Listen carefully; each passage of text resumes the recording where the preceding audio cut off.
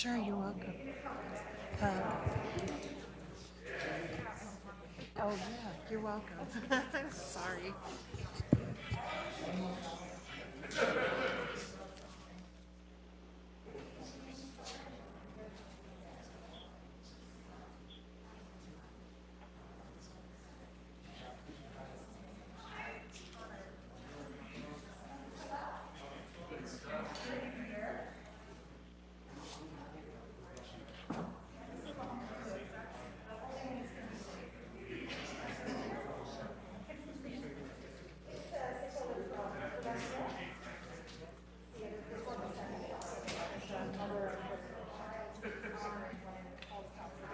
Aw, thank you.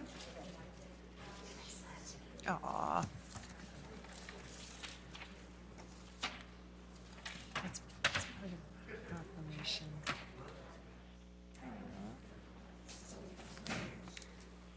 Well,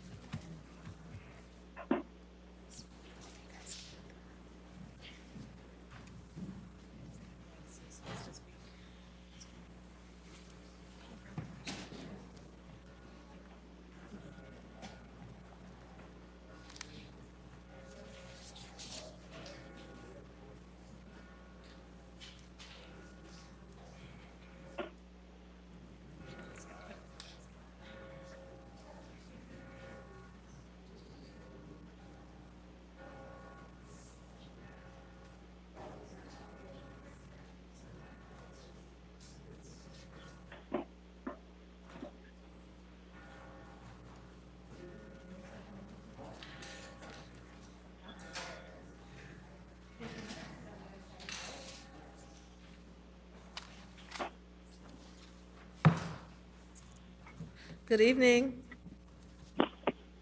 It's Tuesday, September the 28th. I'd like to call the meeting of the Peoria City Council to order.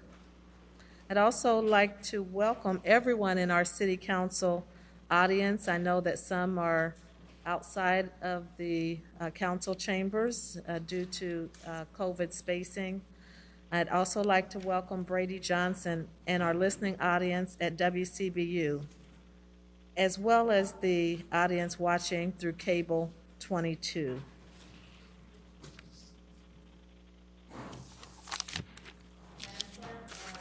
Mics are open. Could you please call the roll? Mayor Ali, Councilmember Allen, Councilmember Sear, Here. Councilmember Graham, Here. Councilmember Jensen, Councilmember Kelly, Councilmember Euler, Here. Councilmember Regenbach, Here. Councilmember Ruckriegel, Councilmember Valpula. We have a quorum present, Madam Mayor, and then we had one who requested electronic attendance. A notice was received by Councilmember Denise Jackson of the City Council in accordance with rules established in ordinance number 16142, and Councilmember Jackson would be deemed authorized to attend the meeting electronically unless a motion objecting to Councilmember Jackson's electronic attendance is made, seconded, and approved by 2/3 of the members of the City Council physically present at the meeting. If no such motion is made and seconded, then the request by Councilmember Jackson to attend electronically shall be deemed approved by the City Council and the presiding officer, and shall declare the Councilmember Denise Jackson present. Seeing no objection, Councilmember Jackson.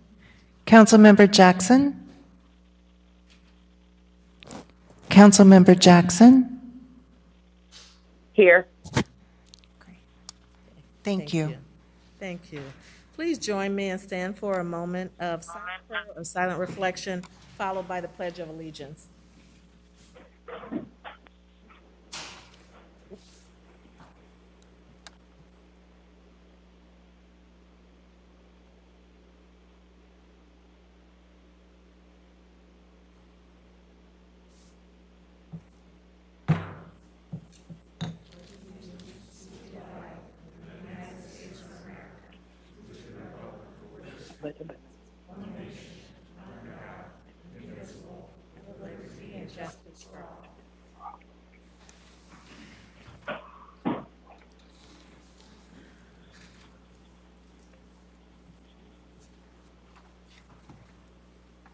have two proclamations tonight. The first is on behalf of the Junior League of Peoria and their Little Black Dress Initiative. We have Megan Hutton, the co-chair of Fund Development, and Heather Euler, the co-chair of Fund Development. If you can come to the front, please.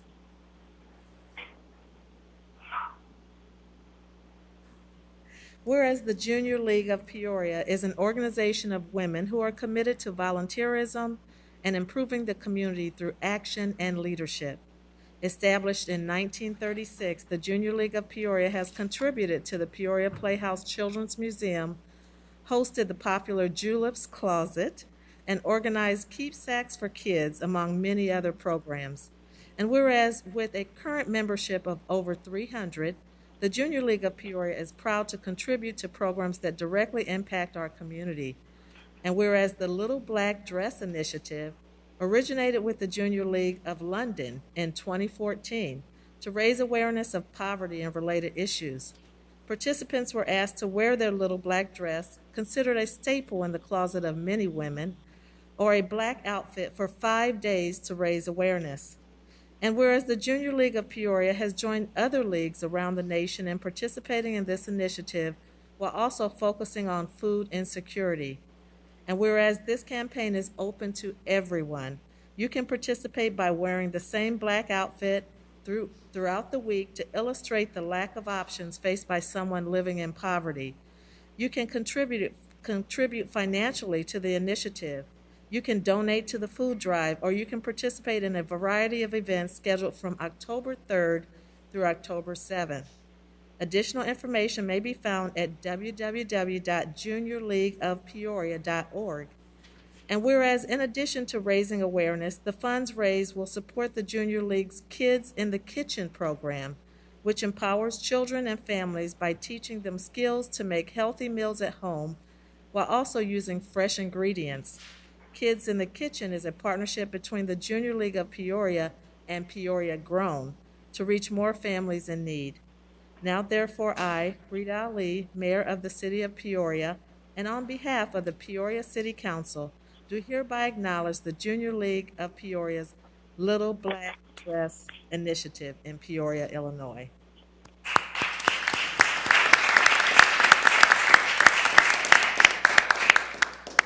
Ms. Euler?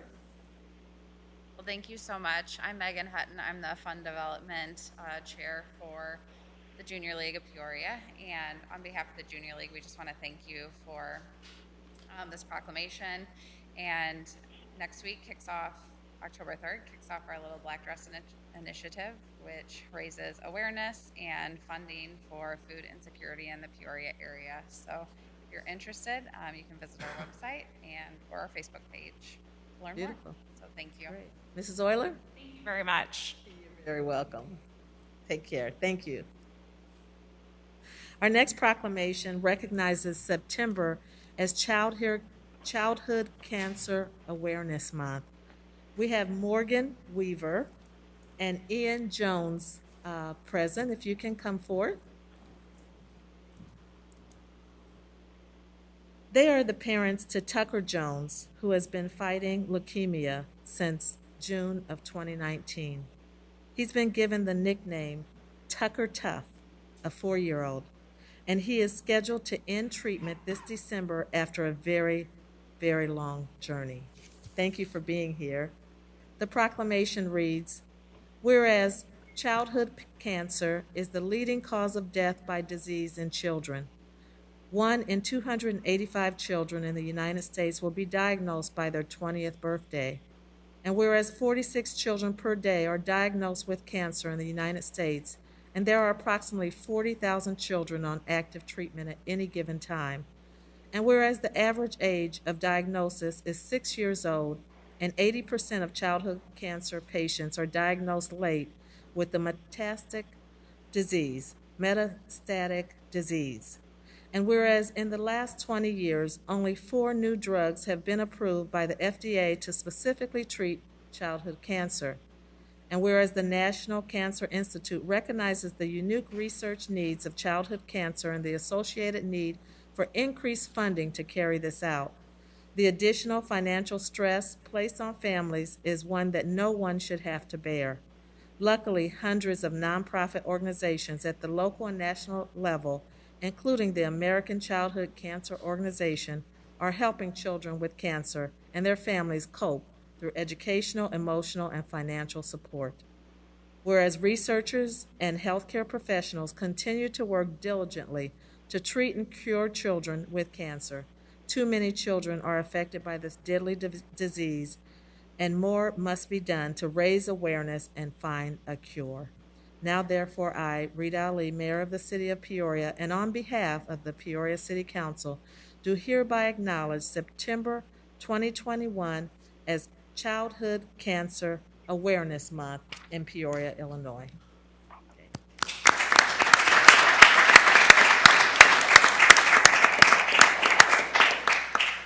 Ms. Weaver. Hello. Unfortunately, my husband couldn't be here tonight with us. He is on his way home from work. But I did want to say thank you to all of you for recognizing September as Childhood Cancer Awareness Month.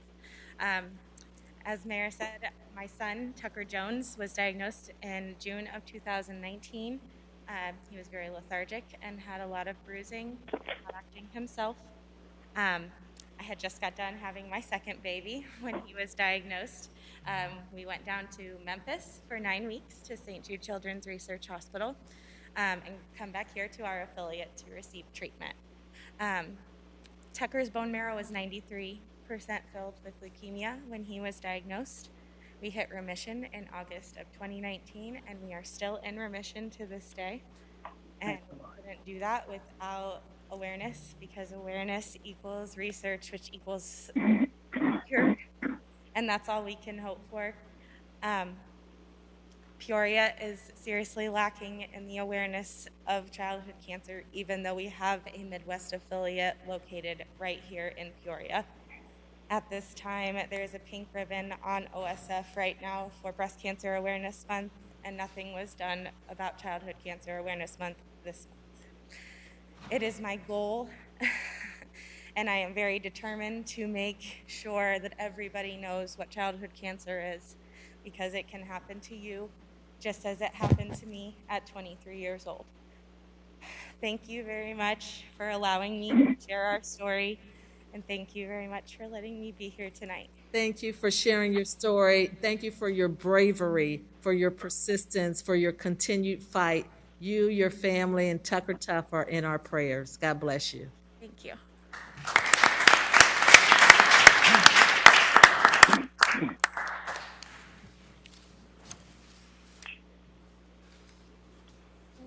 Madam Clerk? We are at the minutes.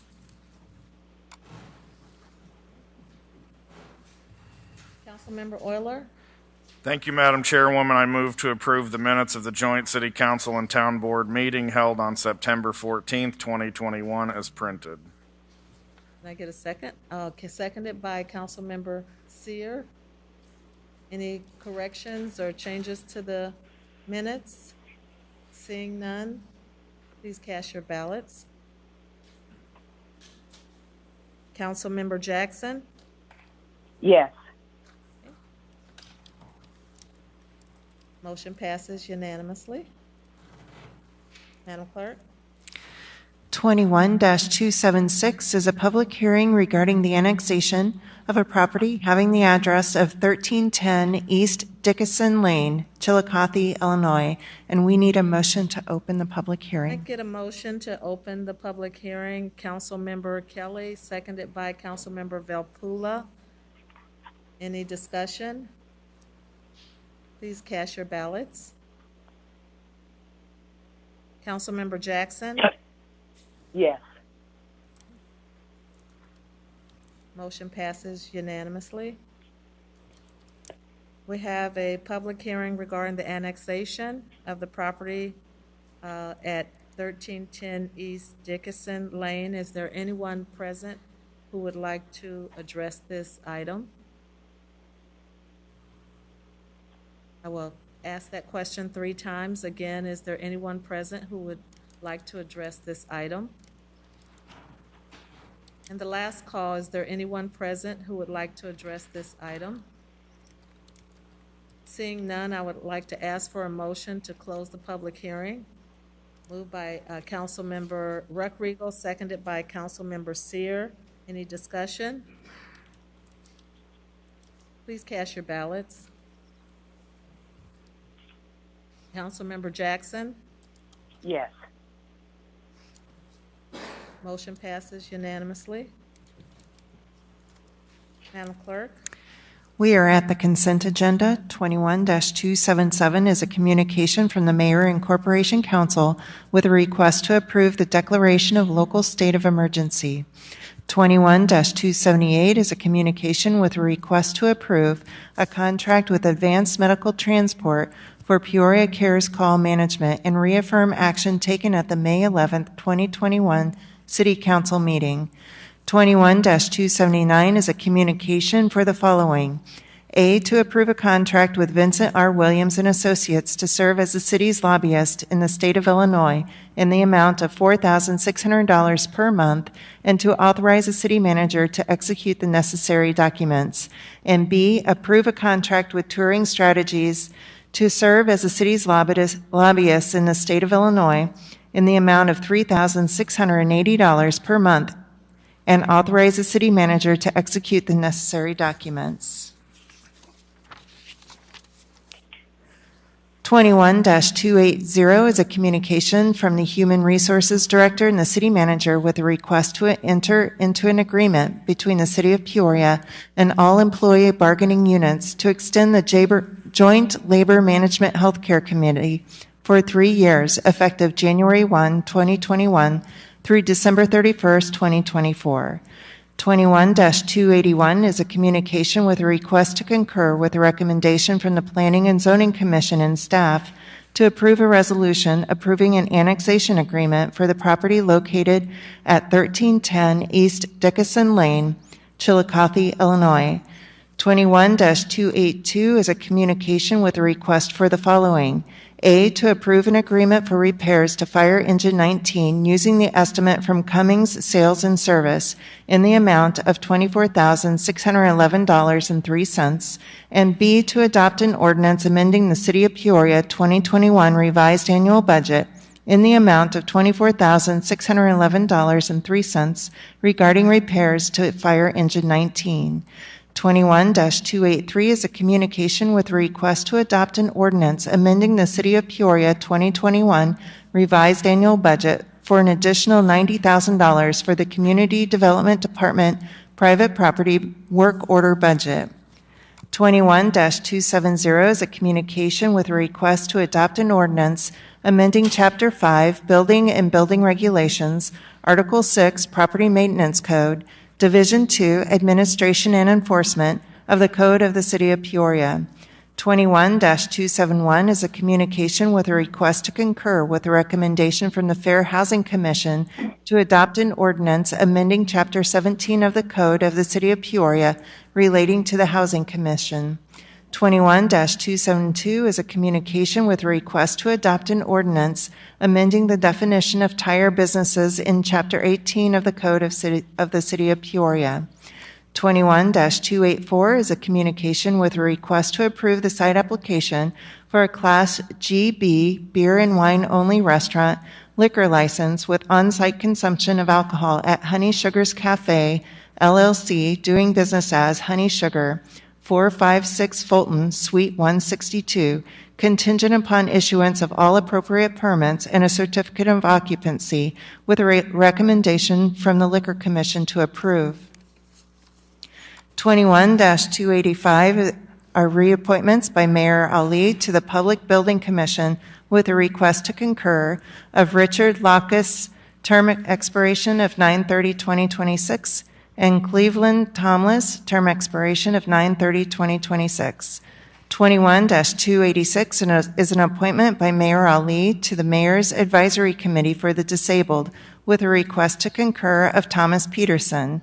And 21-287 is a request to approve the committee report policy session from the September 7th, 2021 special city council meeting regarding the coronavirus state and local fiscal recovery funds. And that concludes your consent agenda. Thank you, Madam Clerk. Are there items to remove from agenda? Councilmember Euler? 21-279.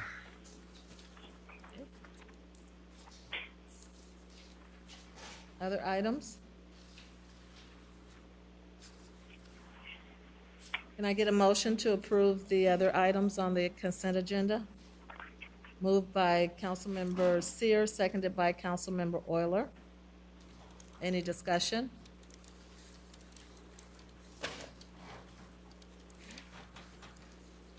Please cast your ballots. Councilmember Jackson? Yes.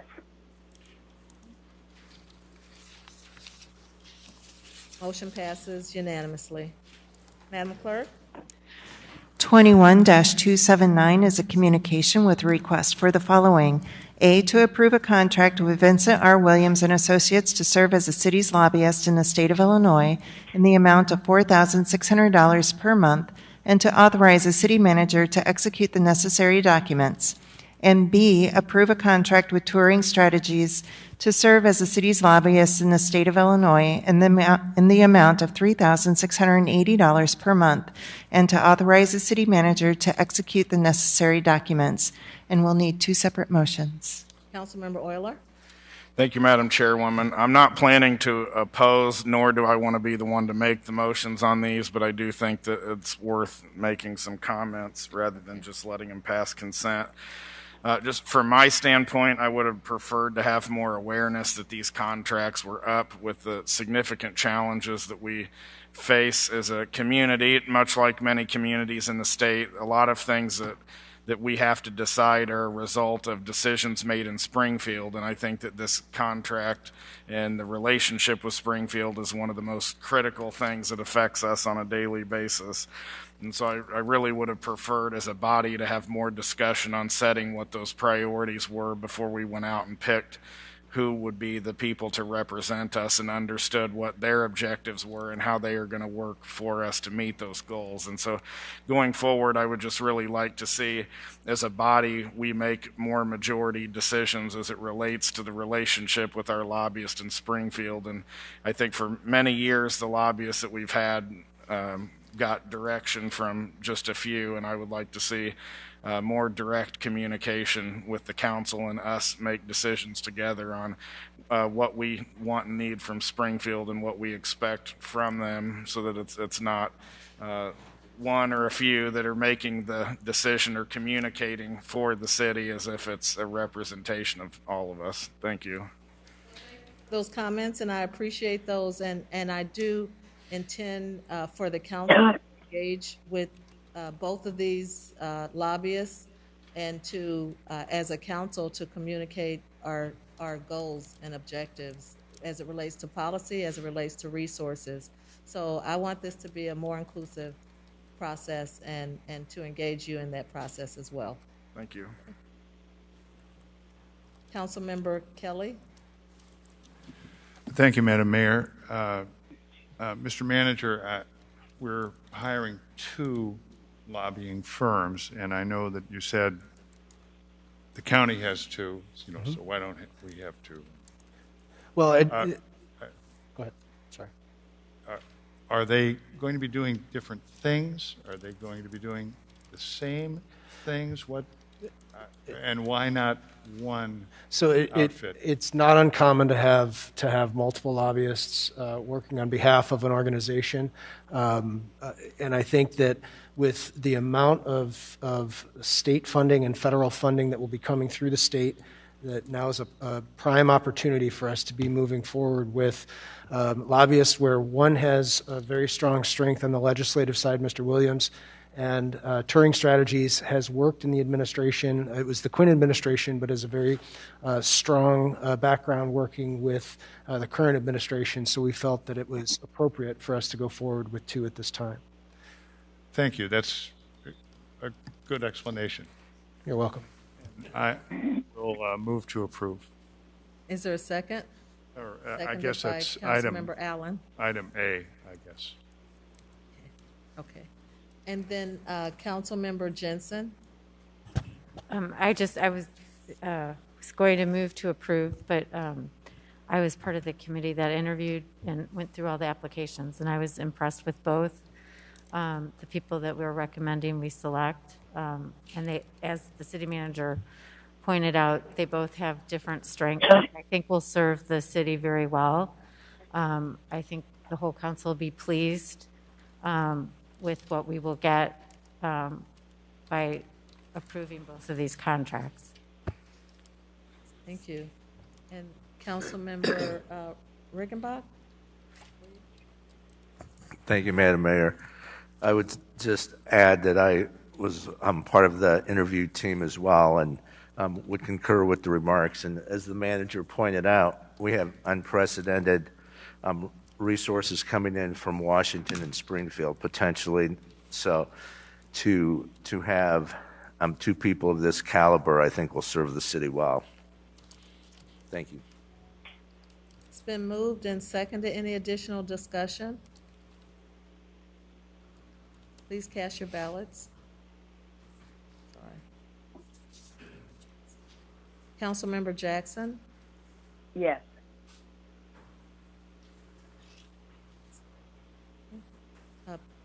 Motion passes unanimously. Madam Clerk? Need a motion on item B? Oh, I'm sorry. Okay. We were taking these items one at a time. I just want to go back.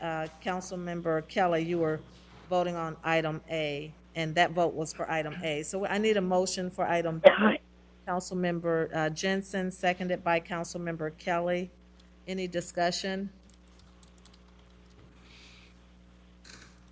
Please cast your ballots. Councilmember Jackson? Yes. Motion passes unanimously. Thank you, Madam Clerk. You're welcome. We are at first readings. 21-288 is a communication from the City Manager, Finance Director, and Community Development Director with a request to receive and file a first reading of an ordinance amending Chapter 18, Chapter 5, and Chapter 30 of the Code of the City of Peoria relating to the elimination of various licenses and miscellaneous business regulations.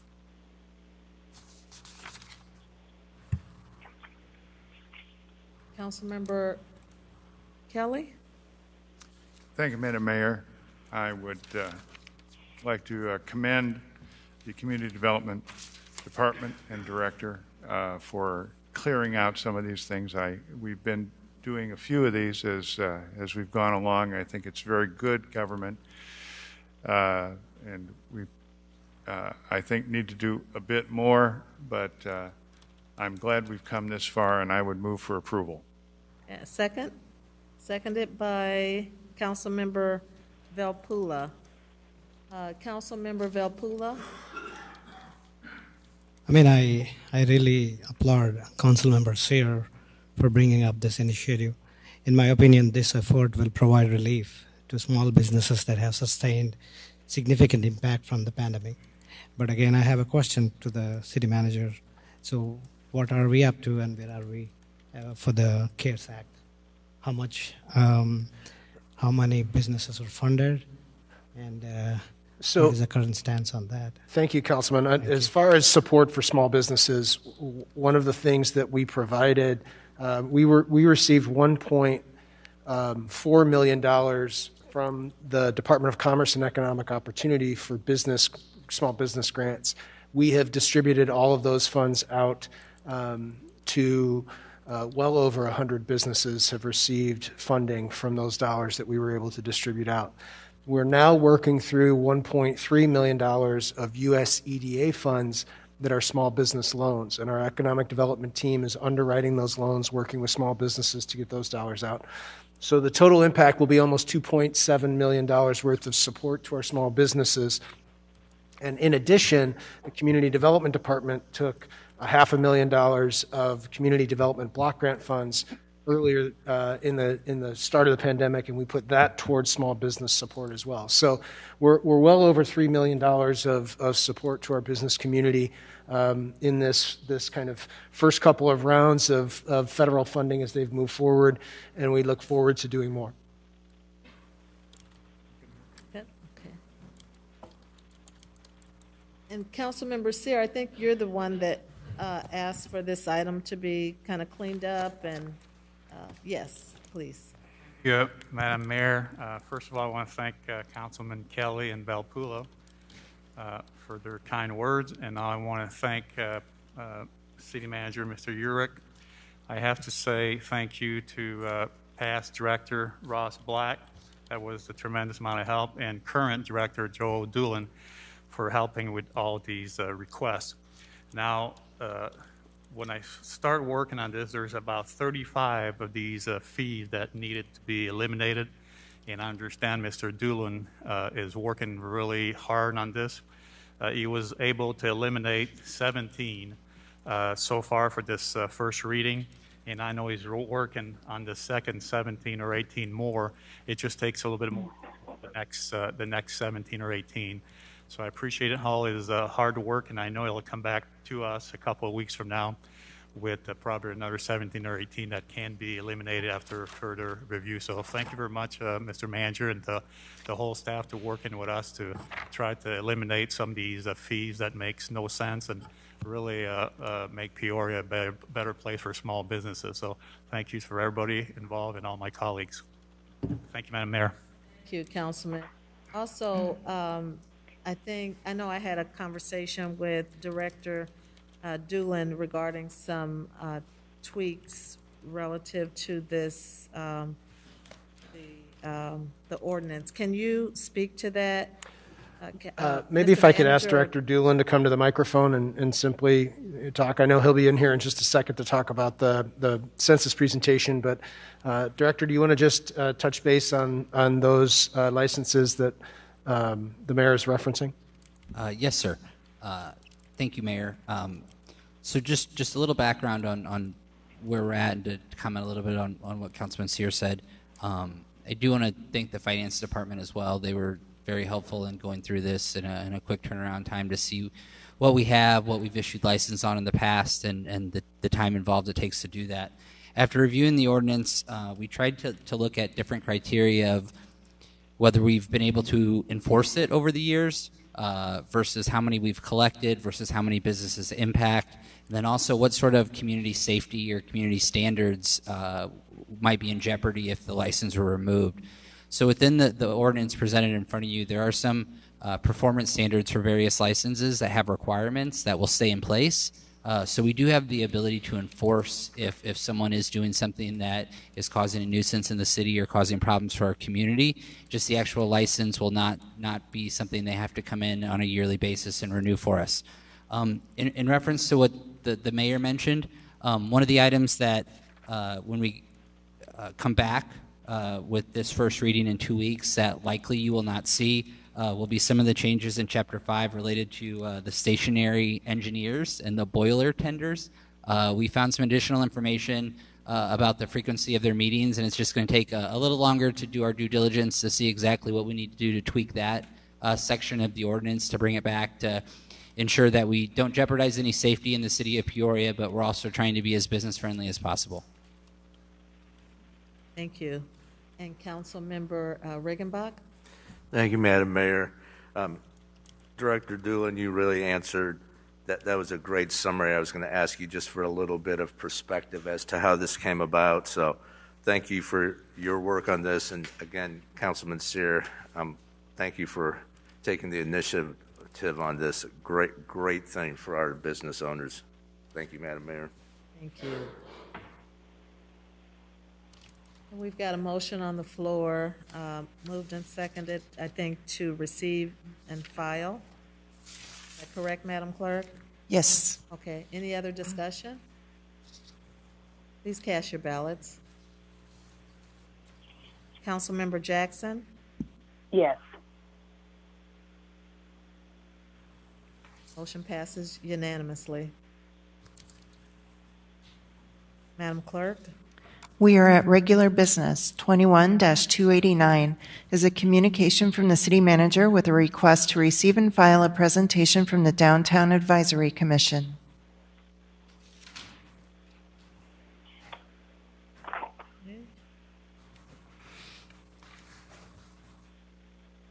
Mr. Manager? Thank you, Madam Chair. We have with us Mark Misselhorn, who is the chair of our Downtown Advisory Commission, who's going to walk through a presentation. And I believe that Ray Lees is also here. Ray is with the Tri-County Regional Planning Commission, but is also a member of the Downtown Advisory Commission as well. So with that, I'll turn the microphone and the presentation over to Mr. Misselhorn. Thank you, Mr. Manager, and thank you, Mayor Ali and council persons. We're pleased to be here. Our commission meets publicly the second Thursday of each month, and you have all received a summary, executive summaries, and this presentation. But we thought it's a very good idea to come before you personally, give you a quick update. Quick is important because I know you have a long meeting tonight, so you have the information in front of you. But we want to give you a quick update as well. The agenda, we're going to.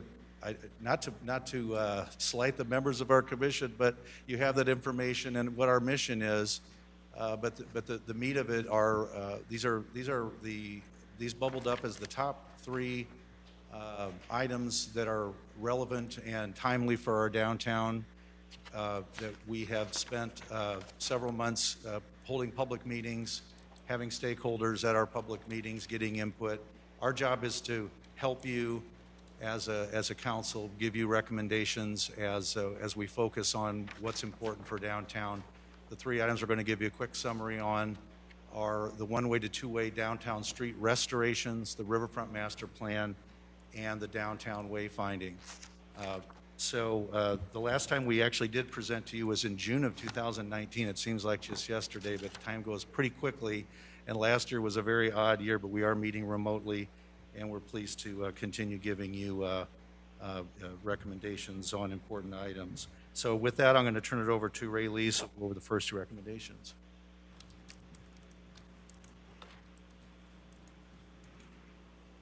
Good evening, Mayor Ali and council persons.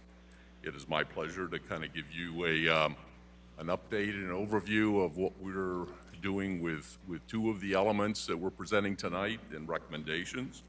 One of which is the conversion or the restoration exactly of the one-way to two-way of Jefferson and Adams Streets. And just wanted to make a plea for a high priority in the funding decisions that you're making for that particular project. And we believe that it will increase economic development in the downtown area and create a more vibrant downtown, as well as lay the basis for a systems solution to the two-way conversion. Within the restoration, we'd like to have the city act on that as soon as possible and take into consideration the safety of pedestrians and bicyclists. You'll note on the screen that under the recommended priorities that there are 3 things that we believe are. There we go. The items 3, 4, and 5. You'll see that communication is a key part of the recommendations, and communication with the business owners, with residents, and with the public at large. And there's so many activities that are going on within the city that we just can't, overstate the importance of communication. And also including public art and the coordination with the wayfinding planning recommendations that Chairman Misselhorn will be discussing, as well as the Main Street redevelopment plans for the future. And also we want to make sure that it's in compliance with the CSO.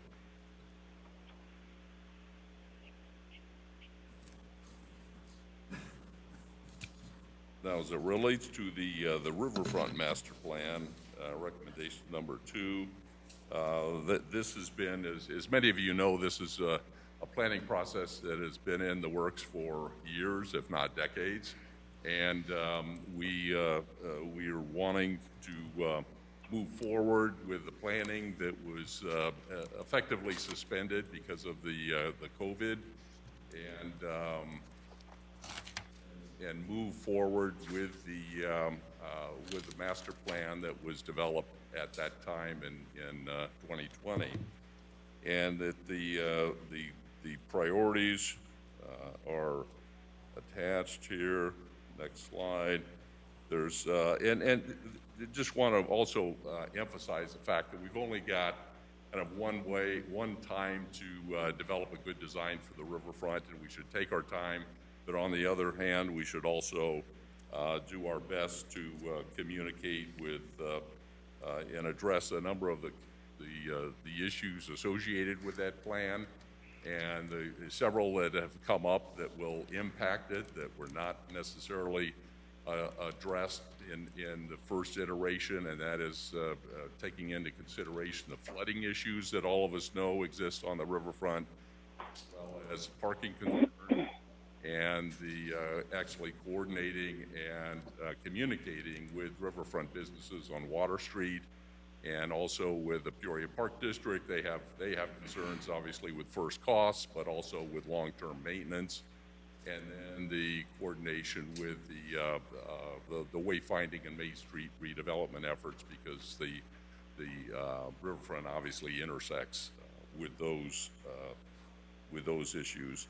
And ensuring the issue that came up in the public presentations was the preservation of green space on the riverfront, inclusion of public art, and also just the opportunities to create that as the riverfront as a center that people in our community would like to use to enjoy themselves and enjoy their families and enjoy the unique opportunity that the Illinois River presents to our community. So with that, I will let Chairman Misselhorn continue. Okay, the third and final recommendation item is the downtown wayfinding system.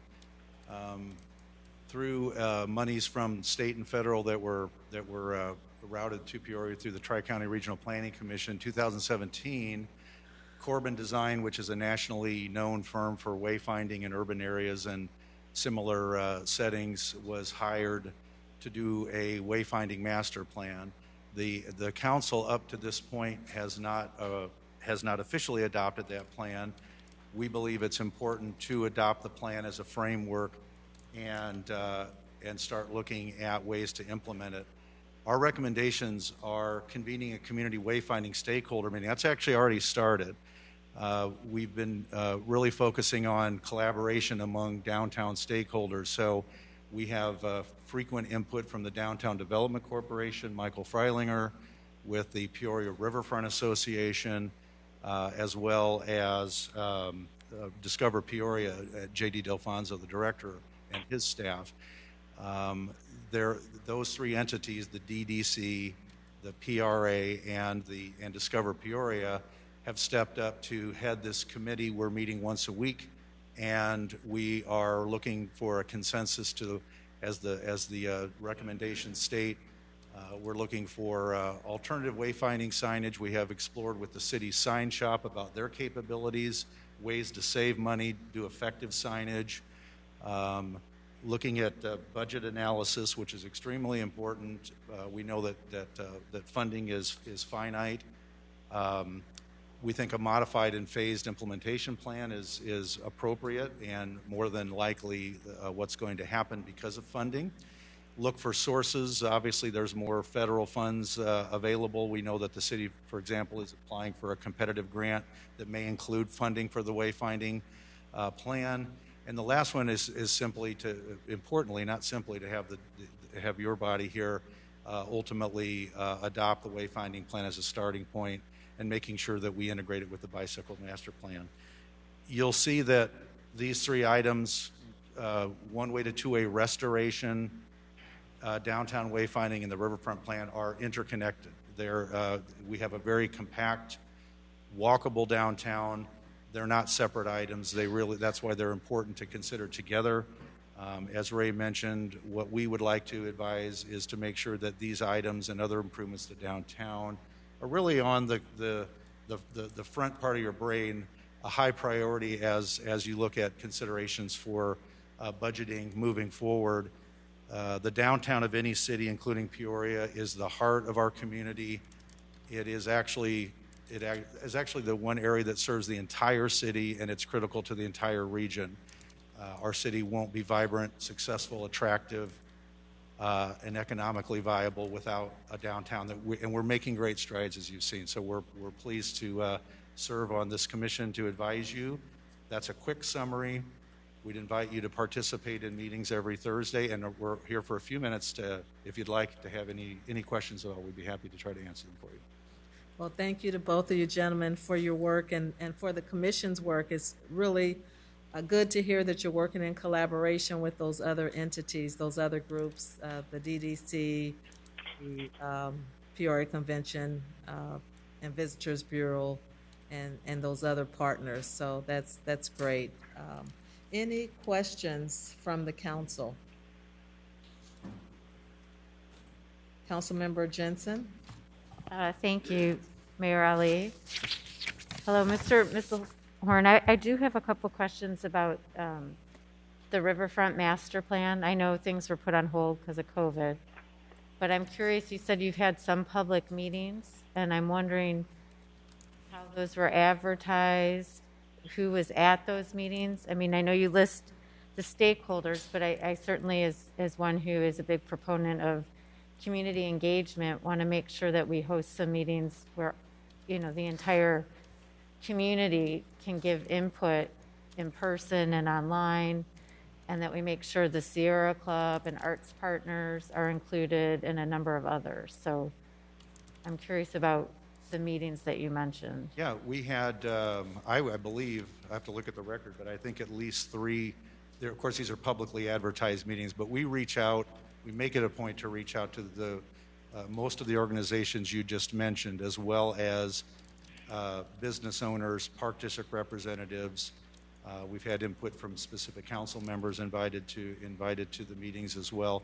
I would also say that we're not saying that there doesn't need to be any more meetings. In fact, the opposite. There needs to be, we use the term revisit the plan as it exists now with, we think, focus groups and more, appropriate public input is needed to shape what is most appropriate. So it's really a beginning point, not an end point. Okay, because I'm, completely in favor of that. I know we talked about when I think Crissetti was still here.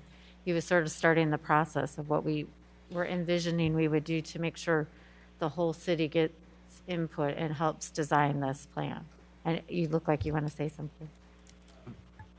So Terra Engineering provided the consulting support for the development of the conceptual designs behind the Riverfront Master Plan. The second phase of that agreement is to move into more detailed design work.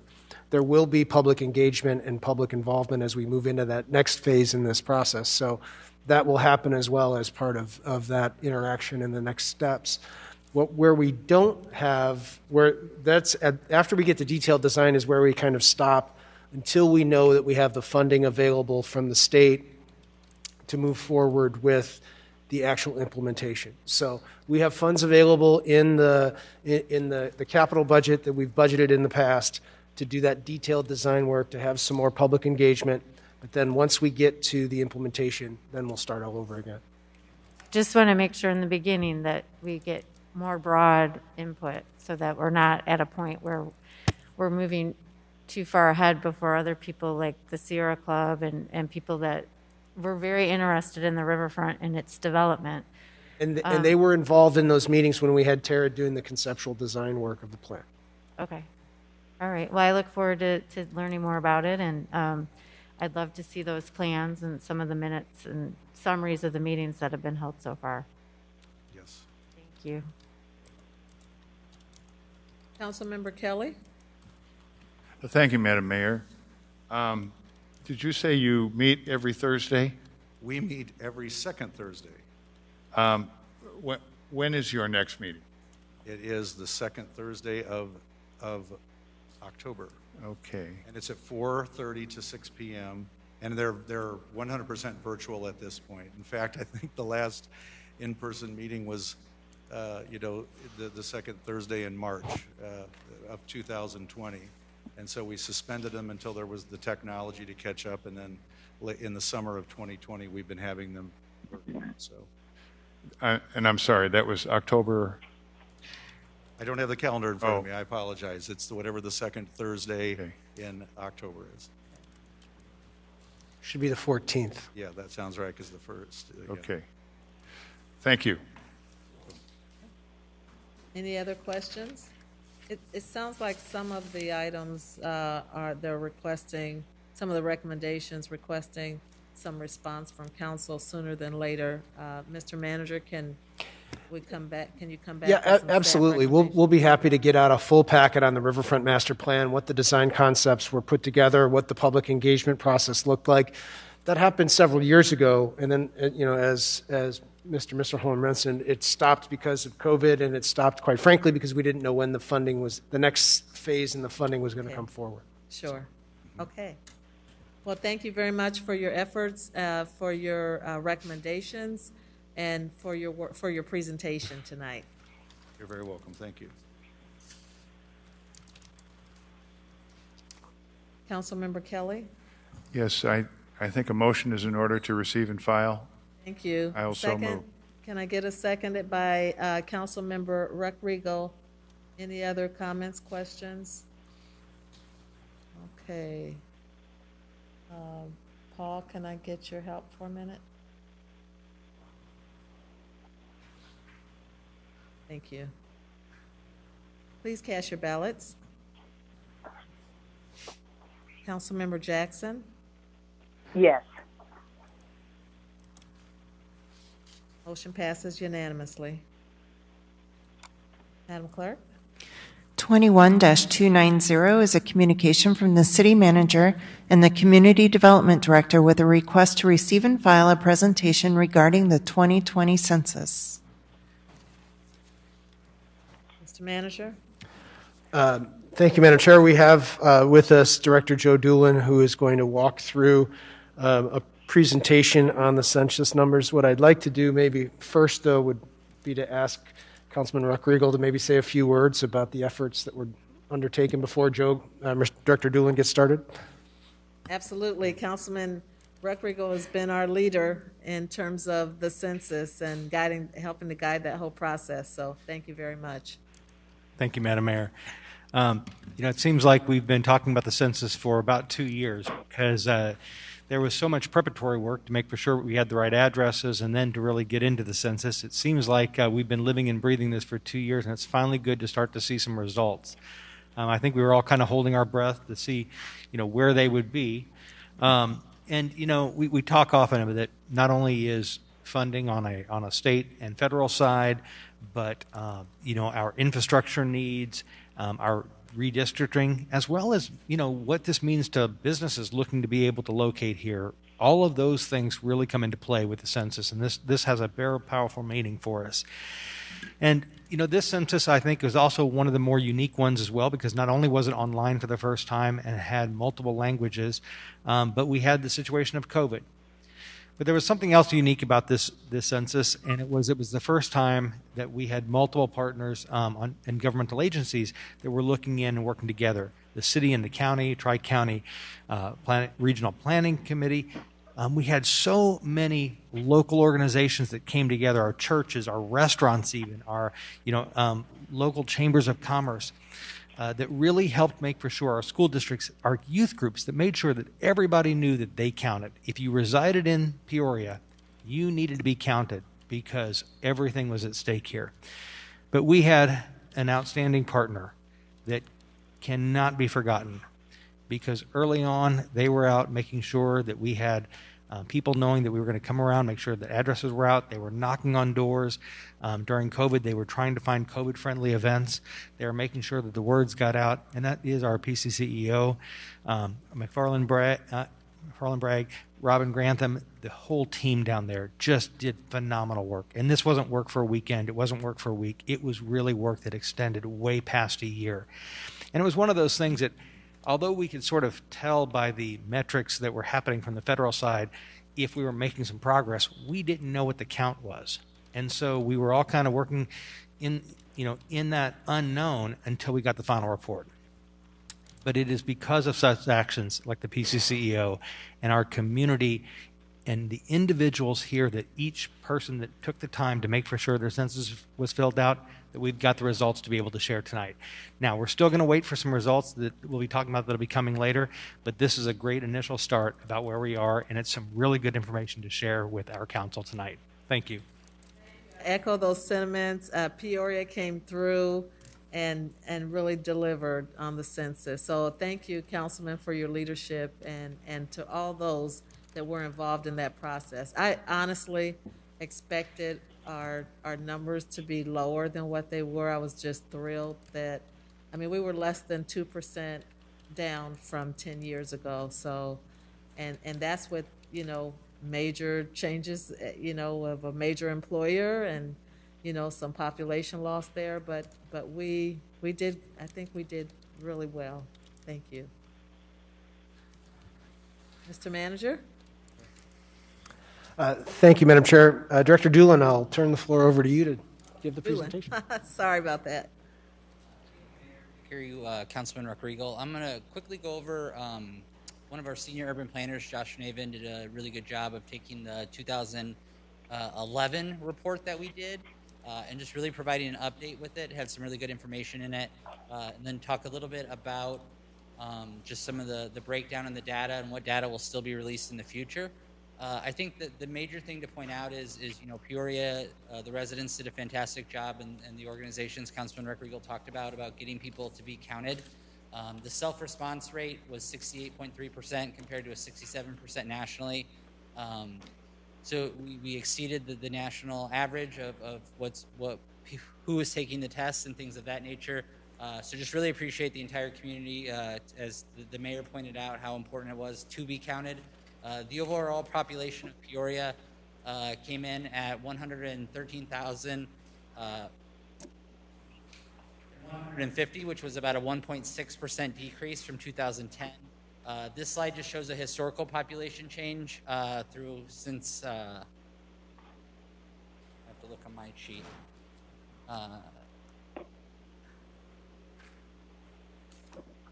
Since about 1850, just shows the historical population.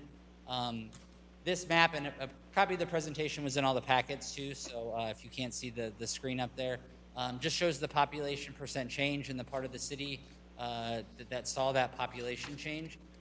There was a lot of data released with this census data, so if anyone would like to kind of dive deeper into specific areas of town or specific census tracts, myself or Josh Navin or Assistant Director Leah Allison would be happy to meet with you to go over it, specifically kind of some of the data that got the density maps.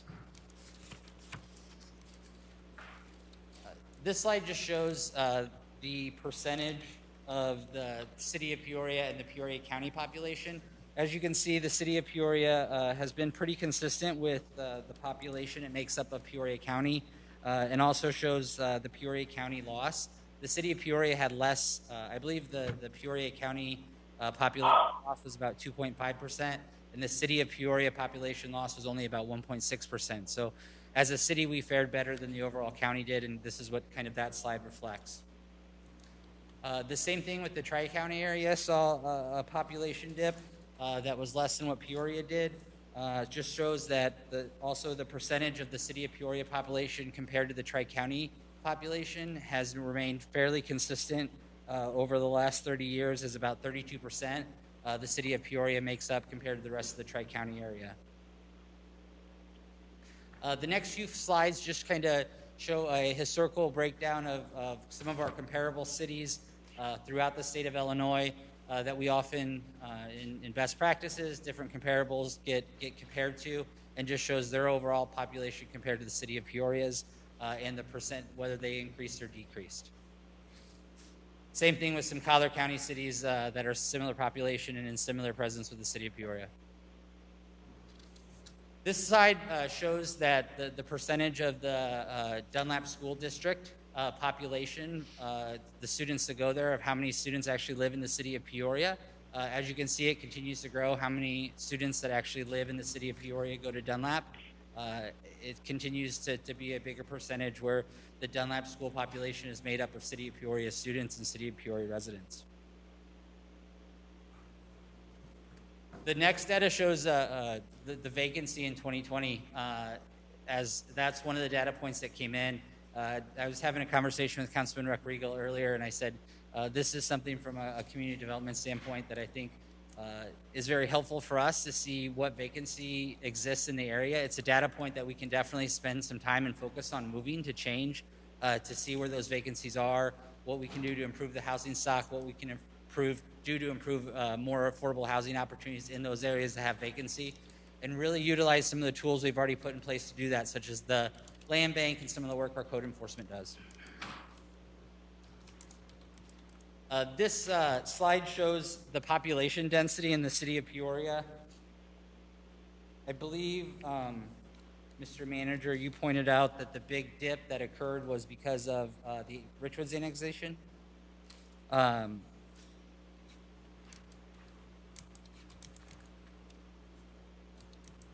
This slide shows the racial distribution in the city of Peoria. As the slide illustrates, city of Peoria continually becomes more and more diverse, and kind of shows where those different races are in the city of Peoria on the next slide, and the racial breakdown.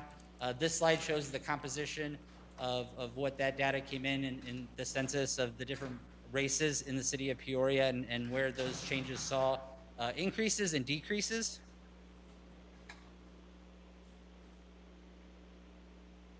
This slide really illustrates that the city of Peoria continues to have a growing Hispanic population.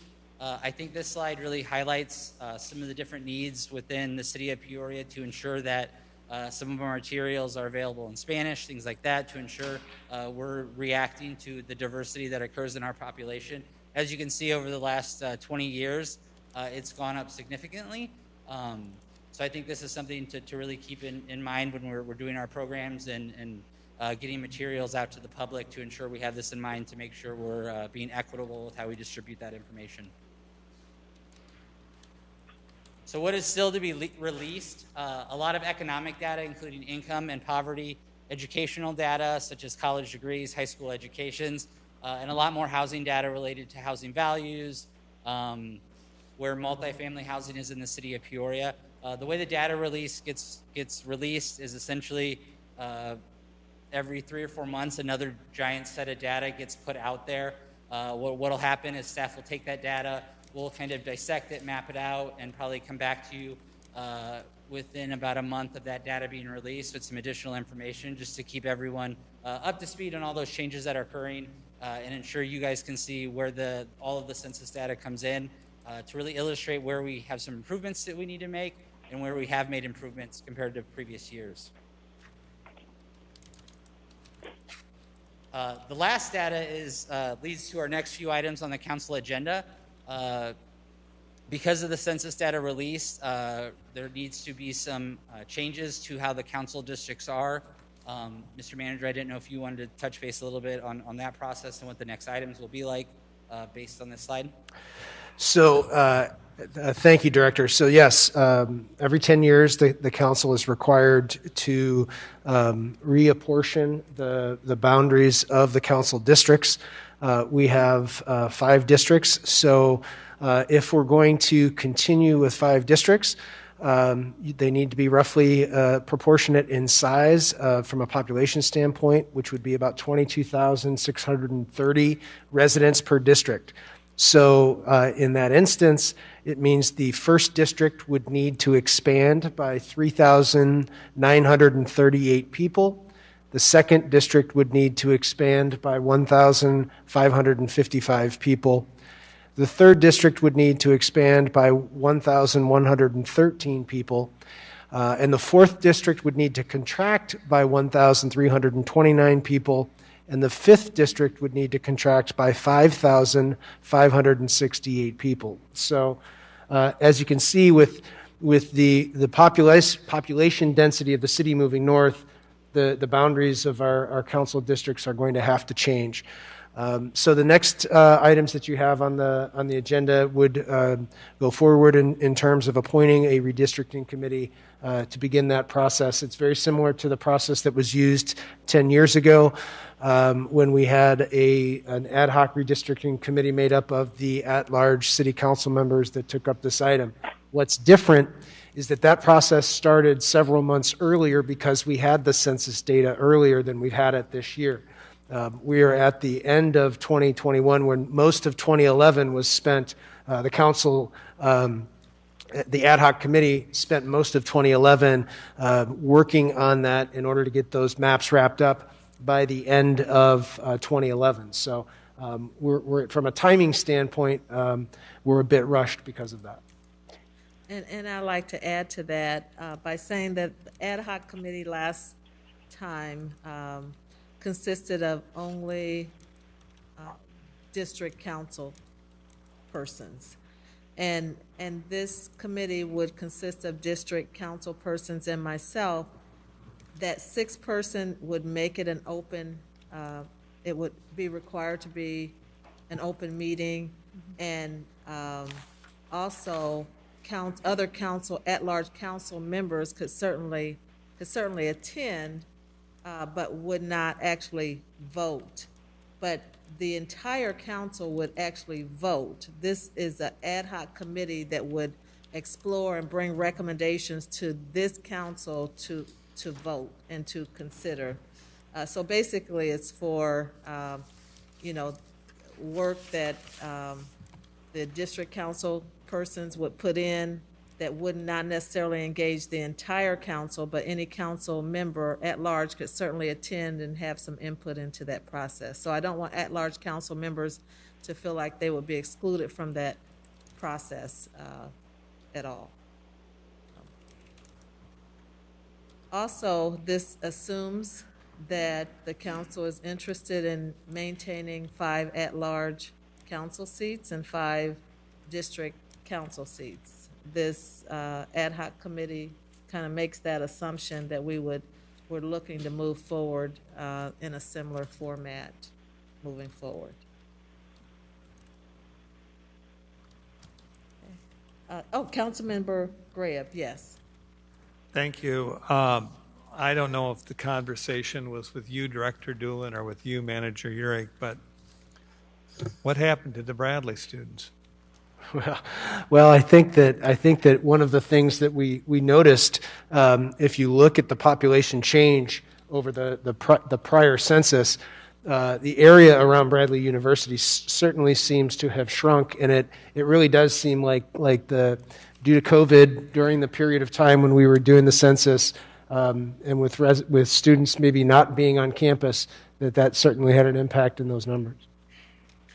Hopefully, there won't be a pandemic occurring in the year 2030, but if there were, is it the responsibility of the university to submit a number for the residents in District 2, or how would that work? No, I do think it's up to the individual residents that when they receive that form or they go fill that out, that it's their responsibility to do that. So I'm not sure that Bradley did, and I may be mistaken. I'll maybe Councilman Ruckriegel has more information on that and can respond. He's our expert, so. I wouldn't use that word. What happens is for mass housing sectors, student housing that would be on campus, those are traditionally filled. COVID did bring some I think, changes in those numbers overall. But the other piece too, and I think that you hit on something, and is we also assume too that Bradley students are always single. Sometimes there are more people that come with them. It might be a spouse, and so by not having those Bradley students in our neighborhood, we see the decline here, and it might not just be the student itself. It might be some extra as well. And we definitely see the decline there. I have a feeling if we were back in session, these numbers would be a lot closer. And I think it shows what you say often, and I think what we all know is that Bradley matters to Peoria and it matters to the 2nd District.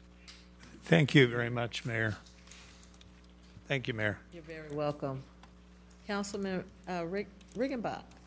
Thank you, Madam Mayor. I think you bring up a really good point talking about, is this the format we want to continue with for the next 10 years? And I can honestly say I haven't had that discussion with any of my colleagues. I wonder if it would be appropriate for us to have a policy session to just kind of put those ideas out there, if 5 at large is still the right number for us, if it should be 7, if we should have 10 districts. I mean, once you start talking, there's a number of options out there. Showing my age once again, I was on that committee 10 years ago, and I can tell you there's a lot of dynamics that go into it. So I wouldn't be opposed to taking the temperature of the council as a whole before we really dive into the work. Okay. So, thank you. Councilmember Kelly. Thank you, Madam Mayor. Mr. Manager or Madam Corporation Counsel, is there a legal way that we can account for the missing Bradley students for our purposes? I don't believe so. I think the census numbers are the census numbers, and we have to apportion based upon the numbers that the Census Bureau has laid out for us. We have to. Okay. Council. Okay. Thank you. At some point going forward, if it was clear that there were several thousand students perhaps that weren't counted in the census, we could look and work toward a special census. But then we would have to do this process all over again to adjust for that. There isn't a process right now to say that those students that perhaps filled out their census data from home would have otherwise been on campus. Thank you. Kelly. Thank you, Madam Mayor.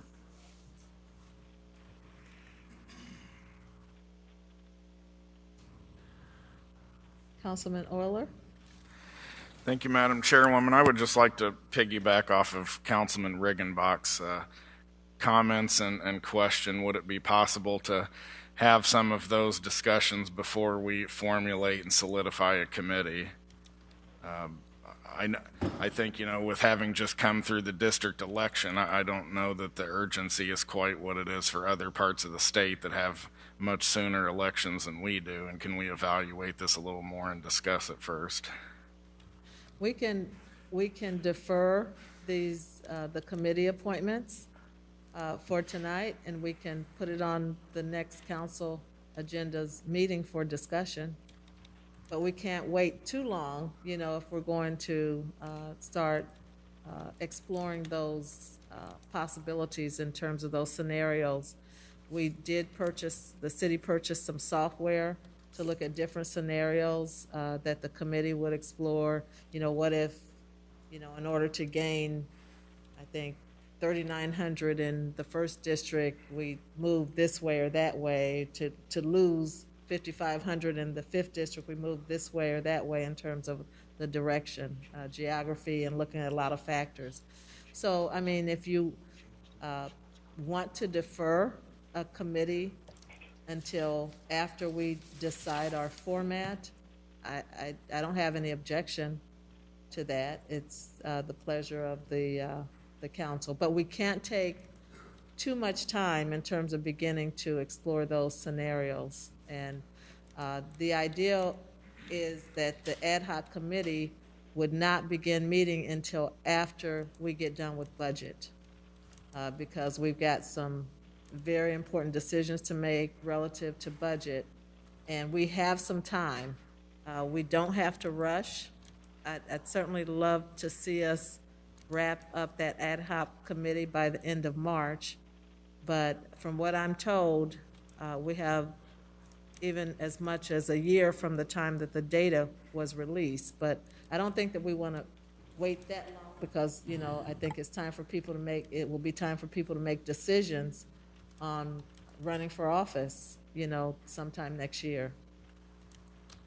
Yeah, thank you. I'd appreciate the opportunity to do that. I'm obviously quite sensitive to how things have been handled at the state level and my opinions of state legislators picking their constituents to serve their best interest. And with just having the district members making the initial decisions here, I would like to make sure that we've really thought through all of this beforehand. Thank you. You're welcome. Councilmember Graham is first. If this could maybe be considered a Dorothy Sinclair moment, just hold up here. Let's not go too fast. First question is, what did you say, Corporation Counsel, we could do in reference to the failure to count Bradley students by virtue of a once-in-a-100-year pandemic? What is it that we could do to make an adjustment? It's not, I just didn't hear it very well with the masks and everything. Sure. Any community in sort of mid-census, so generally you see them done 5 years in, that have what they believe to be a substantial population increase or a substantial, they don't usually do the opposite, but when they see a substantial population increase, they can ask and request and bear the expense of a special census. I haven't had a client do that, so I can't really tell you all of the specifics, but it is a possibility. We can dig into what that would look like. But we do need to be mindful of, just because the Bradley students weren't maybe counted at this location last year does not mean that they were not counted at all. So they were probably counted, we would assume, at their residences where they reside the rest of the year. So it's not fraud. It's not something that would allow us to question the census results. But if we did think that there was a 2,000 or 3,000 student difference, we could look at a special census, and I'll do some research on that and come back to you with some more information on it. Yes, I would like more information on that. I think, as Councilor Ruckriegel pointed out, it could be a lot more when you consider that they may have people who live with them as well. The other thing that looms large here is we can talk all we want to about perhaps having fewer at-large council people, more district council people, or however we want to do this, but do we not have a lawsuit, plaintiffs of which would have to agree to a change in that sort? Because this could be all tied in with our cumulative voting system. We're one of only a few communities in the United States that still has the cumulative weighted voting system. Can you speak to that, please, Council? Yes, you're correct, Counselor, that we do still have a consent decree or an agreed order in regards to the voting rights case that I think at this point is about 20 years old. There was a revision done to it a few years ago when a replacement council person came on the council, but we would have to revisit the terms of that with all the parties to the agreement.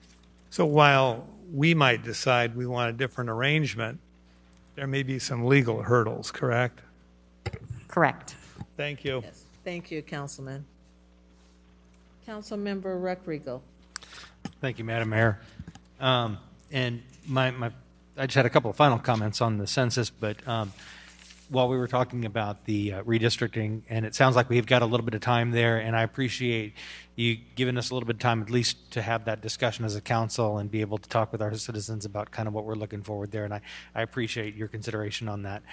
And I would just say that while we are focused on the 2020 census, and it's important that we do and not lose focus on that, we are less than 10 years now from the 2030 census.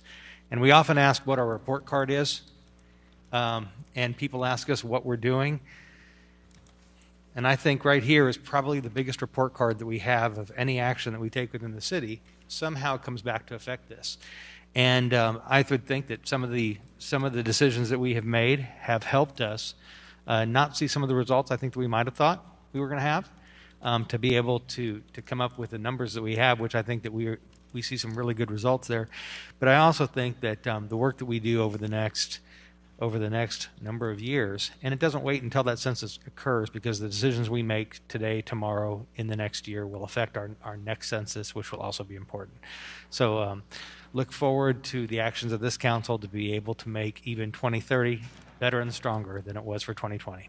Great, that's forward thinking. We have to be thinking about 2030. We have to be thinking about 2040. We can't just be thinking about today. There is, I did mention the software that you purchased. Do you want to say any more about that, Director Doolin?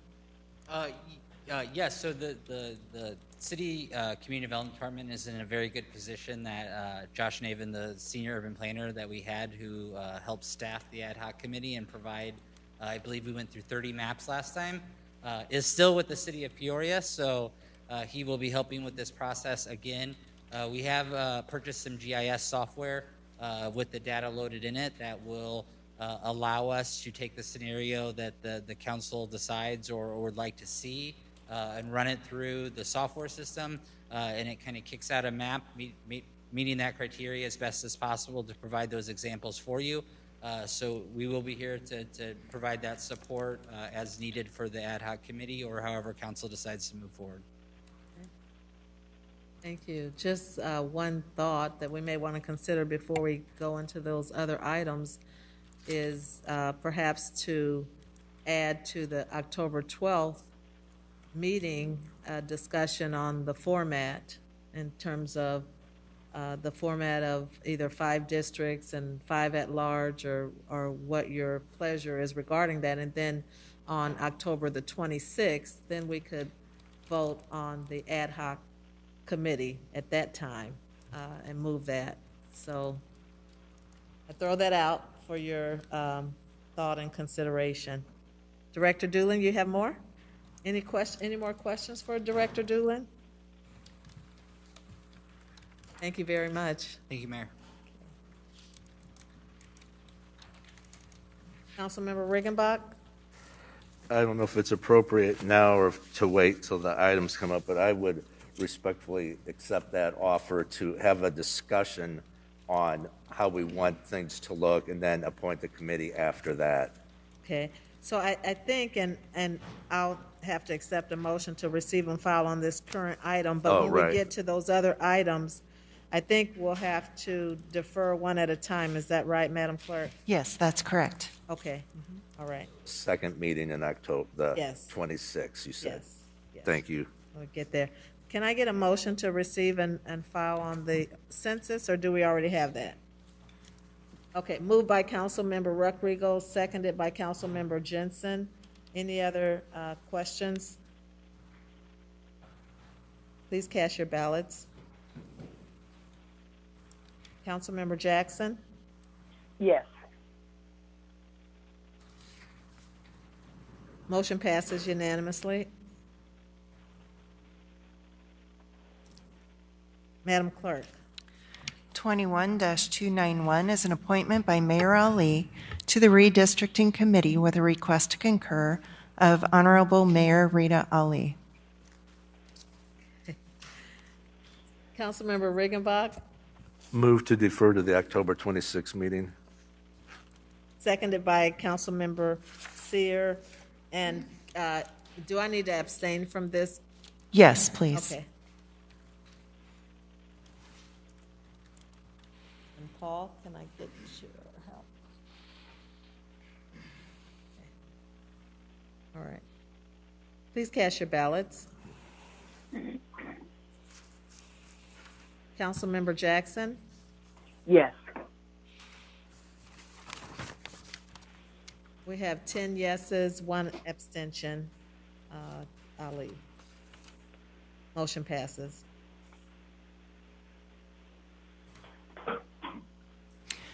So going forward with the next 5 motions, if you are listed as being the appointed, I ask that you refrain from voting on that item. 21-292 is an appointment by Mayor Ali to the Redistricting Committee with a request to concur of 1st District Council Member Denise Jackson. Councilmember Kelly. I move to defer this item. To October 12th. Over 12? October 26th. 26. Okay. 26. Seconded by Councilmember Euler. Any discussion? Please cast your ballots.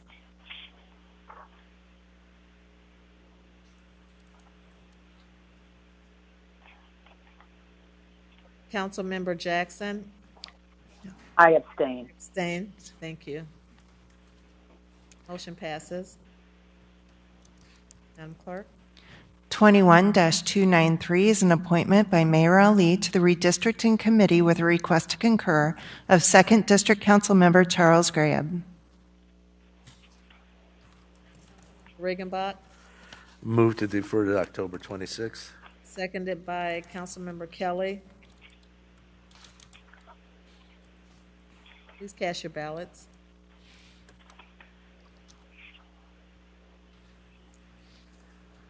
Councilmember Jackson. Yes.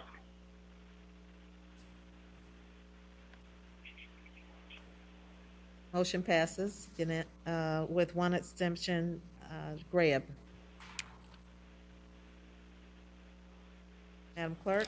21-294 is an appointment by Mayor Ali to the Redistricting Committee with a request to concur of 3rd District Council Member Tim Riggenbach.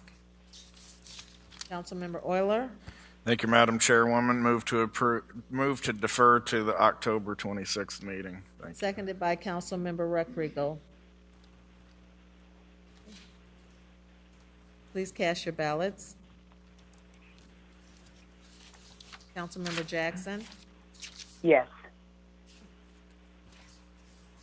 We have one extension, that's Regenbach. Motion passes. Madam Clerk. 21-295 is an appointment by Mayor Ali to the Redistricting Committee with a request to concur of 4th District Council Member Andre Allen.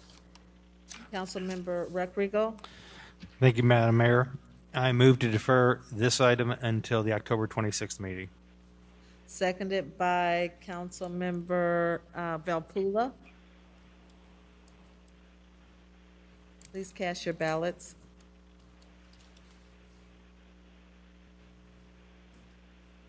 Councilmember Jackson. Yes. Councilmember Allen abstained. Motion carries.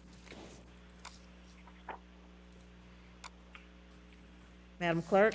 21-296 is an appointment by Mayor Ali to the Redistricting Committee with a request to concur of 5th District Council Member Dennis Sear. Councilmember Allen. I motion to defer this item into the October 26th meeting. Seconded by Councilmember Kelly. Please cast your ballots. Councilmember Jackson. Yes. Councilman Sear abstained. Motion carries.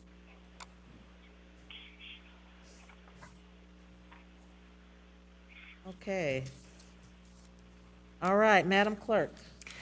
21-297 is a communication with a request to approve and authorize a lease agreement with Jimax Landscape to create a sustainability center for a period of 10 years beginning October 1, 2021 for a portion of the property at 2001 South Clark Street, located at the corner of South Clark Street and Darst Street.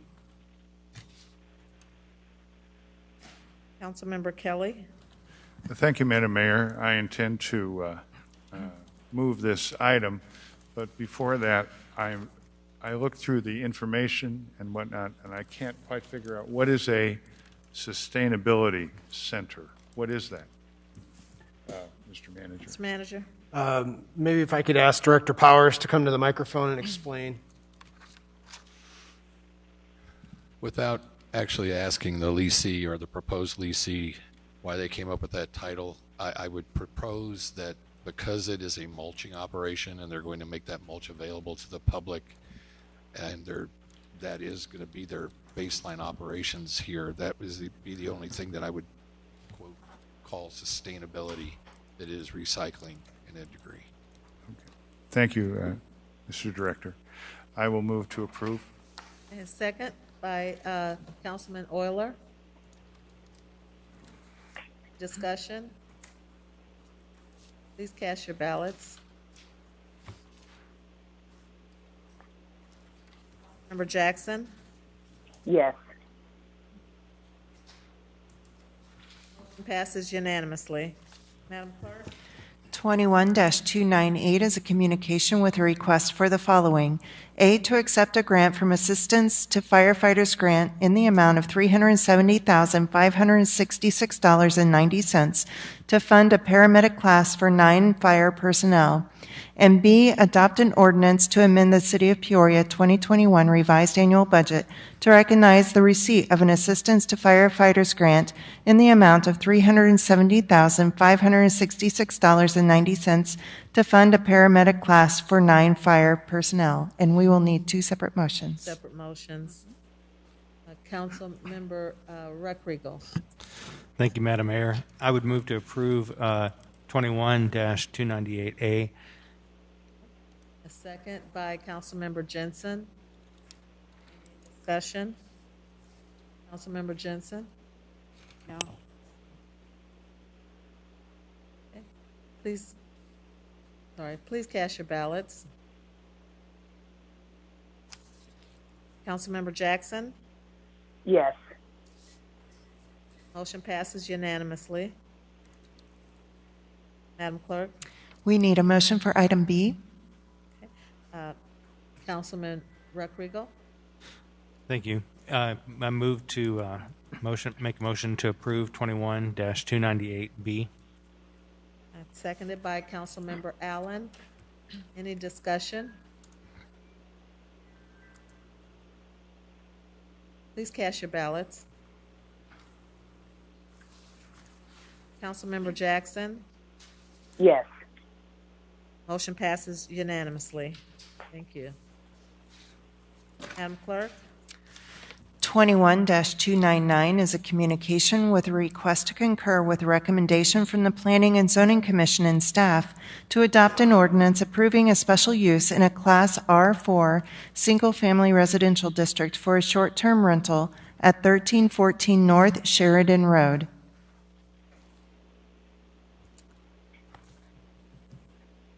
Councilmember Graham.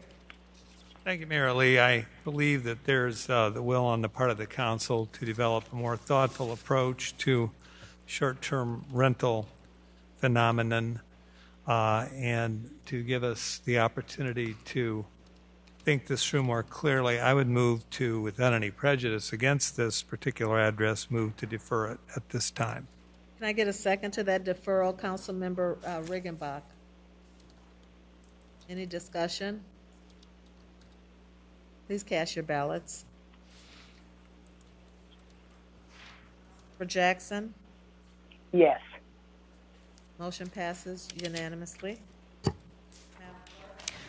21-300 is a communication with a request to approve the site application for a Class C1 packaged goods liquor license with retail sale of alcohol at Knoxville Wine and Spirits, Inc., doing business as Tequileria 2, 1621 North Knoxville, contingent upon issuance of a certificate of occupancy with a recommendation from the Liquor Commission to approve.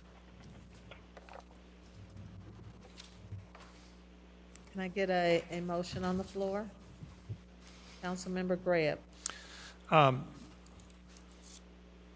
Liquor Commissioner Ali, before I want to make a motion on this, I would like to have the police provide an overview of their perceptions of this address and the propriety of granting a liquor license there, given the history that we have in that area as well as along the Knoxville corridor. And Chief, do you want to do it or want your liquor investigator to do it? Okay. Manager?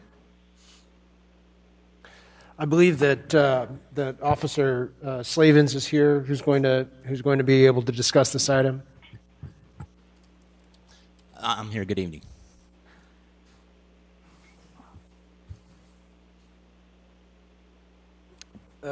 Officer Slavens, if you can go ahead and share with the council your concerns, or the police department's concerns over this location. Thank you, Mr. City Manager, Madam Mayor, Council. The city received the site application August 13th of this year. Police department submitted their letter for recommendation for denial on September 3rd to the Liquor Commission, and it came before the Liquor Commission at the September meeting on September 7th. The concerns that the police Speak up department just has, a little bit, officer. Thank you. You okay? Concerns that the police department has is when we do receive a site application, we look at the history of the site. The history of this site at 1621 North Knoxville is the last 7 years, this location is operated as 2 different restaurants back in 2014 and 2017. And both of these restaurants held a Class B liquor license.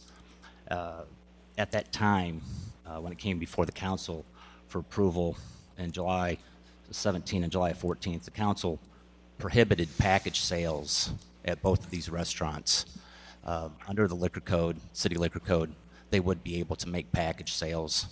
The council felt at that time that they did not want either of these restaurants to make package sales. So that was one of the biggest considerations that I had with processing this application on behalf of the police department.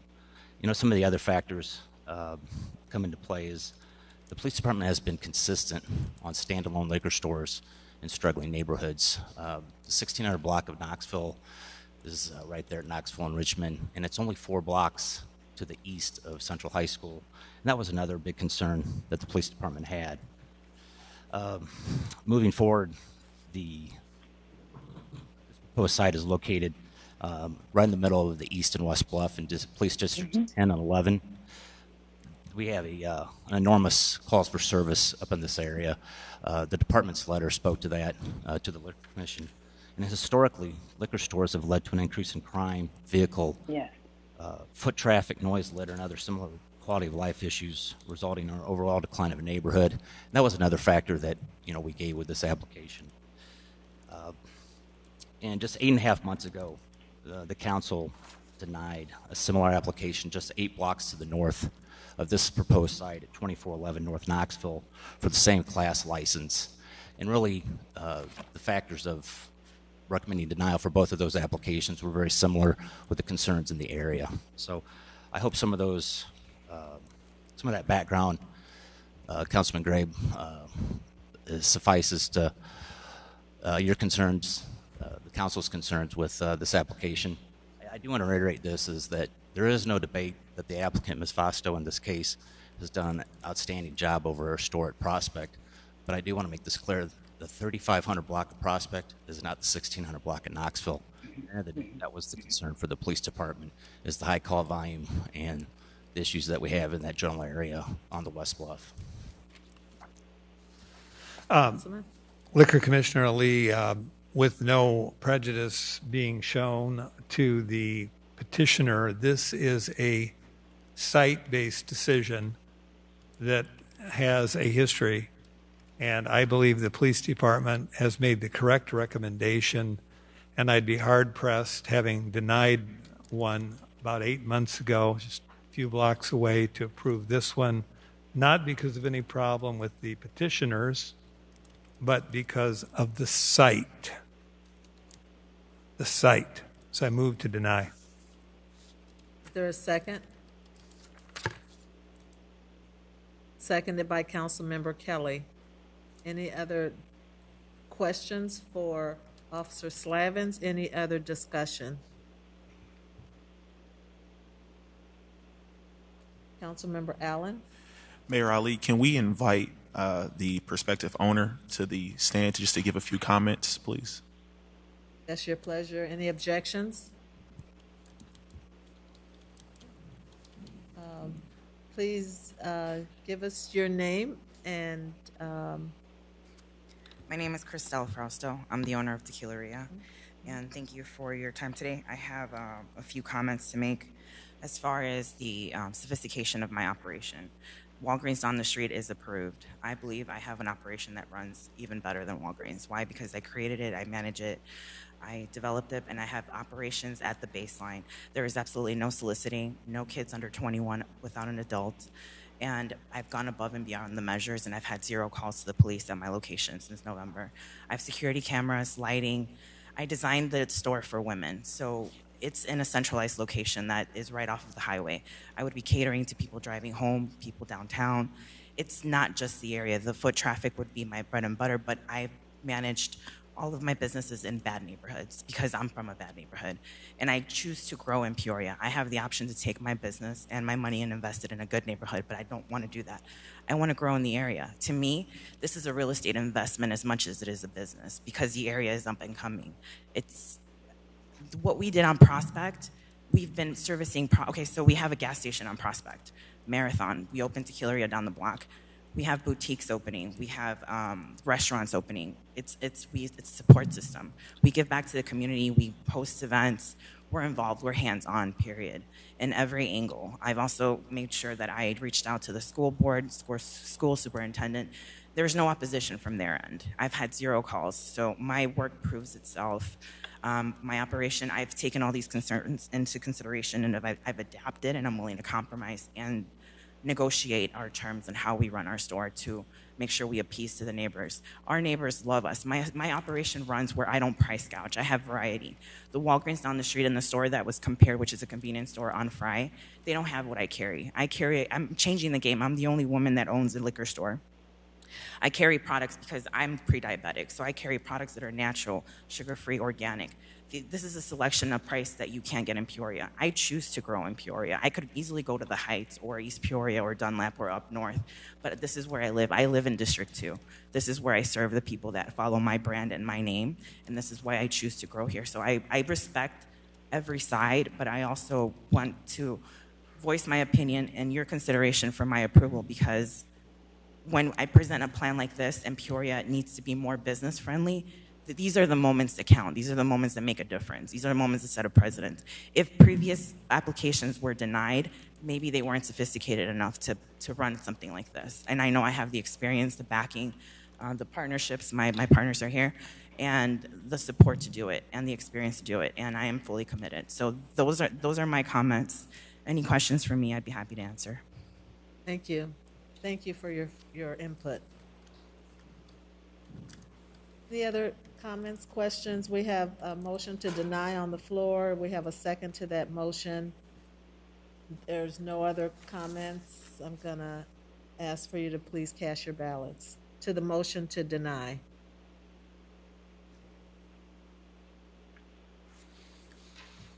Councilmember Jackson? Yes.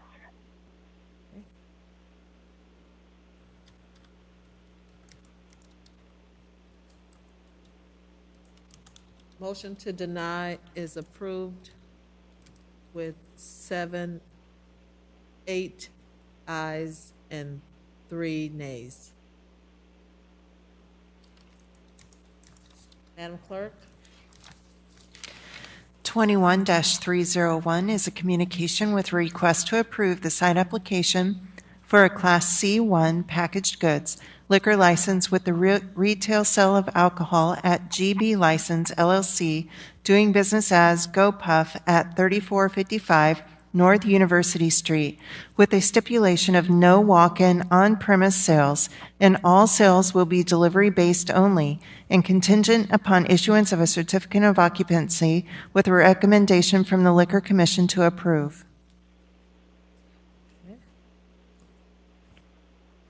Councilmember Graham?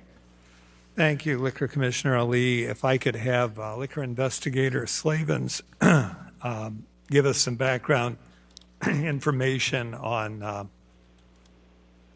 Puff. Certainly, Councilman, thank you. Go Puff has 345 stores throughout the United States, several in the Chicago area, Champaign, and is currently in the process of opening one in hometown Illinois. The police department's request for that site stipulation requiring or asking for the prohibiting of on-premise walk-in sales is because that is the applicant's business model. They prefer to operate with just delivering, and they don't want to be a convenience store with waiting on customers, et cetera. So that's the police department's really only concern with addressing the site approval, is that that stipulation be attached to their site request. Investigator Slavens, let me just play devil's advocate here for a minute. What protections do we have in place to ensure that we don't have deliveries made to underage minors via this venue if we approve it?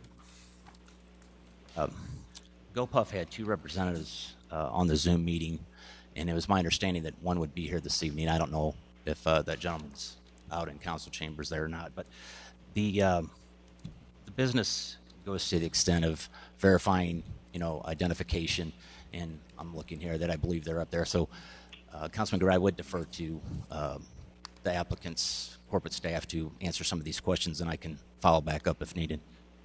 Thank you very much. Thanks for coming to Peoria. If you could elaborate a little bit for us, we'd appreciate it. Pleasure. Good evening, Madam Mayor and council members. My name is Donovan Borvin, and I'm the attorney for GoPuff. I'm joined by Winton Stewart, who is a representative from GoPuff. With respect to the service of the safeguards against service of underage, the GoPuff model is it's an app-based model. So when a customer is placing an order on the app and they put an age-restricted item, for example, a liquor item, into their basket on the app, they are presented, first of all, with a notification that they are an age-restricted item, that they will have to show identification. And then at the end, when they are closing out, they have another notification that they have to, an age-restricted item, they will have to show identification. Then when the driver brings the product to the customer, the driver goes through a process where on the driver app, they open up the app, and before they can close out of the transaction, they have to scan the identification of the recipient. So they make sure it matches up to the name on the order, and then they scan there's an optical scanner built into the driver's app. So that verifies that the identification is valid, that the individual is overage, and that the identification is not expired. And then the individual will sign, and they'll make the delivery at that point. Crucially, there's no penalty. Delivery drivers are paid whether or not they make the delivery or not. So there's no benefit to them to avoid an identification, and they're all receive plenty of education about proper IDs. And now your GoPuffs nationwide, you have 340 some stores. They deliver what? Everything almost, right? It's a wide range of products. It's somewhat typical to what you would see in a convenience store. It's a lot of food and beverage. There's pet products. There are cleaning products and personal care products and things like that. Alcohol is just one of the products that they deliver. And you chose this site in the heart of Peoria for a reason. You obviously feel the business model works here. Absolutely. Absolutely. Liquor investigator Slavens, what are we doing here to ensure that we don't have a problem with this site if we allow liquor products to be delivered but not sold to the public at this site? How are we going to ensure that this site works and doesn't create problems for us down the road? Councilman, this is the first business that's come to town that's really delivery based as a 100% business model. So when this place gets up and running, I will definitely follow up with the management at the store and speak to staff. They're all the delivery drivers are Bassett Tips trained. I feel confident when we process this application and speaking to their licensing, GoPuff's licensing clerk, that issues of carding and identifying the proper patron that's buying carding and identifying the age is something that GoPuff takes seriously, and I'm unaware at this time of any issues that these other stores within the state have had. And again, once the store gets up and operational, I will correspond with the manager and ensure that, you know, the customers that are using the app and purchasing alcohol through a delivery, that, you know, identification is made and they are of age. So I'm looking forward to working with GoPuff on that. It's a new business here in Peoria, and it's something that I think that has worked throughout the state and throughout the country. So their business model speaks for itself, and it's one of those things that I think it's a new business to Peoria, new business model. So we'll work accordingly with them. But again, now it's with the stipulation of no walk-in on-premise sales. All sales will be delivery-based only, and this will be contingent upon the issuance of a certificate of occupancy. And that would be how I would move to approve it. Liquor Commissioner Ali. You move for approval. Is there a second? Councilman Kelly? Okay. Discussion. Councilmember Riggenbach. Thank you, Madam Mayor. Corporation Counsel, describe for us what the process would be, since this is a site approval, if they would, GoPuff would leave the market and another establishment would take over. Would they be held to the same delivery-only model, or would it then become a traditional packaged liquor store? It would be delivery only. And we have that authority to... That's the plan of operation that will be imposed on this site location, that another applicant could certainly apply, but they would be restricted to delivery only. Oh, very good work, Councilman. I think that's clearly, as we just saw in the previous case, it's the site that is so concerning to us at many levels. So if we can ensure that this is delivery-based only, and will stay that way even with a new ownership, that takes my concerns off the table. Thank you. You're welcome. Councilmember Belpula? I see this is a delivery-based model.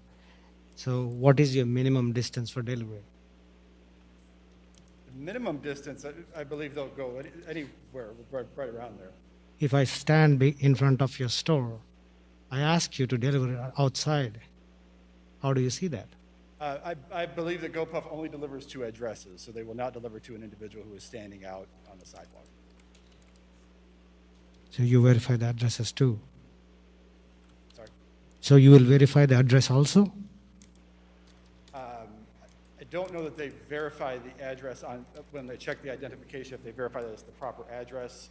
They verify to match the customer to the identification. Thank you.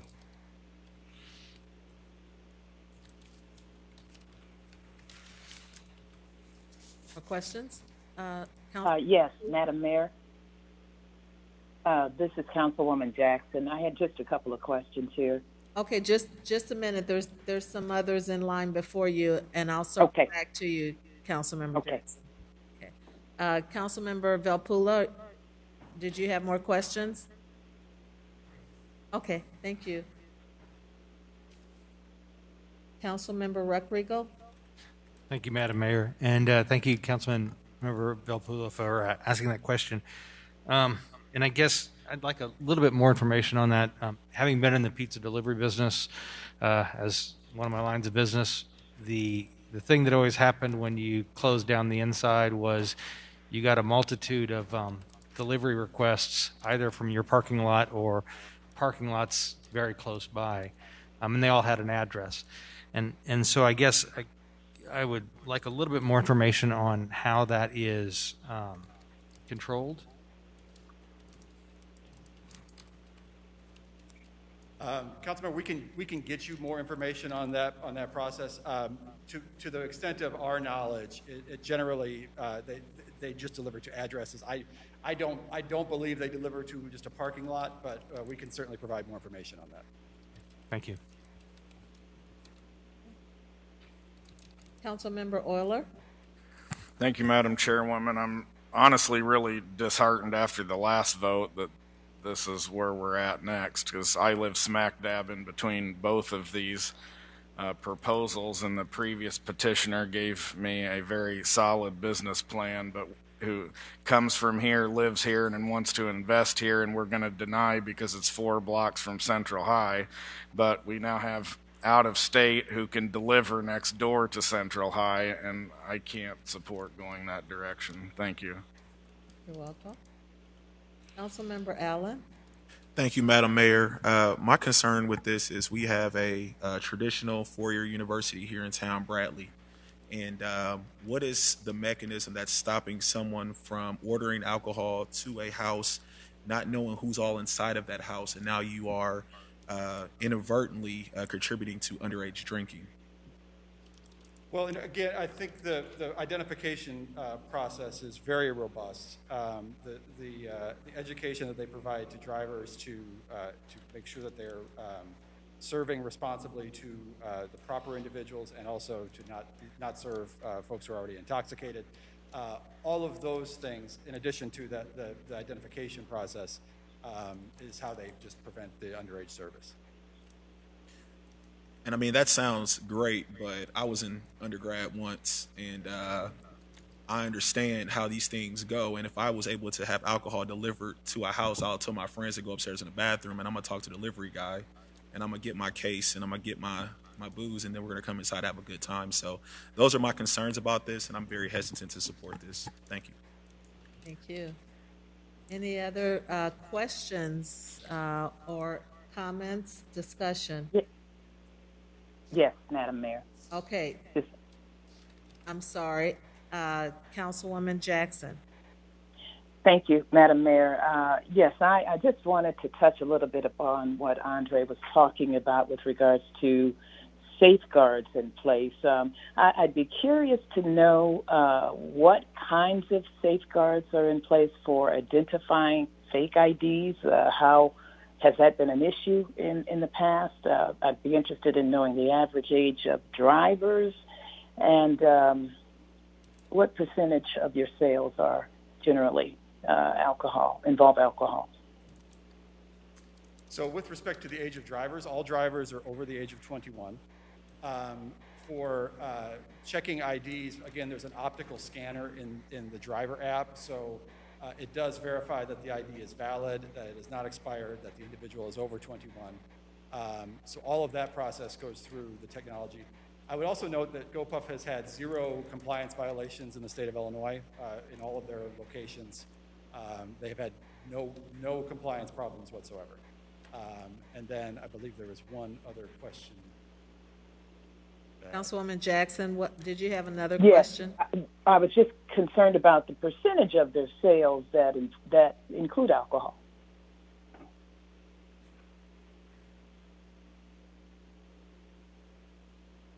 So alcohol is not the top selling item from in any GoPuff store, but we can get information on the percentage of alcohol for you. We can provide that for you. We just don't have that on hand right now. Thank you, Madam Mayor. You're very welcome. Councilmember Kelly. Thank you, Madam Mayor. My good friend, Councilman Allen, I would just like to respond. It may not be my place to do so, but if you have a number of underage drinkers and they get somebody who's over 21 to go to the liquor store and buy some liquor, there isn't any way to police that. They'll buy the liquor and bring it back to the underage drinkers. I think that the scenario that you outlined is very similar to that. I don't know how a driver or a company can police what happens after the product is legally delivered to a person of majority. I don't think that's their responsibility. Thank you, Madam Mayor. Welcome. Councilmember Jensen. Thank you, Mayor Ali. I have a couple of questions. What other locations are you located in Illinois? It may be in the material, but. We can provide a list of all the locations. There are quite a few, and they're expanding throughout the state on a rapid basis right now. So even the accurate count is, do you know what the accurate? We have locations both in the city of Chicago and surrounding suburbs, but I can get you a very specific number of locations because, like you said, we are expanding. I can get you a very specific number at a later date. Are you located in other like similar sized cities like ours? That's downstate that also has universities like Champaign or DeKalb, or I'm just curious. Not just curious, I mean, it's sort of related to Councilman Allen's point. Certainly. We just did a similar city council meeting in Aurora last week. That's not exactly the similar size, but there are locations, and I believe my colleague is pointing up here. We can also supplement, we just received information that alcohol is about 20% of sales from GoPuff. So.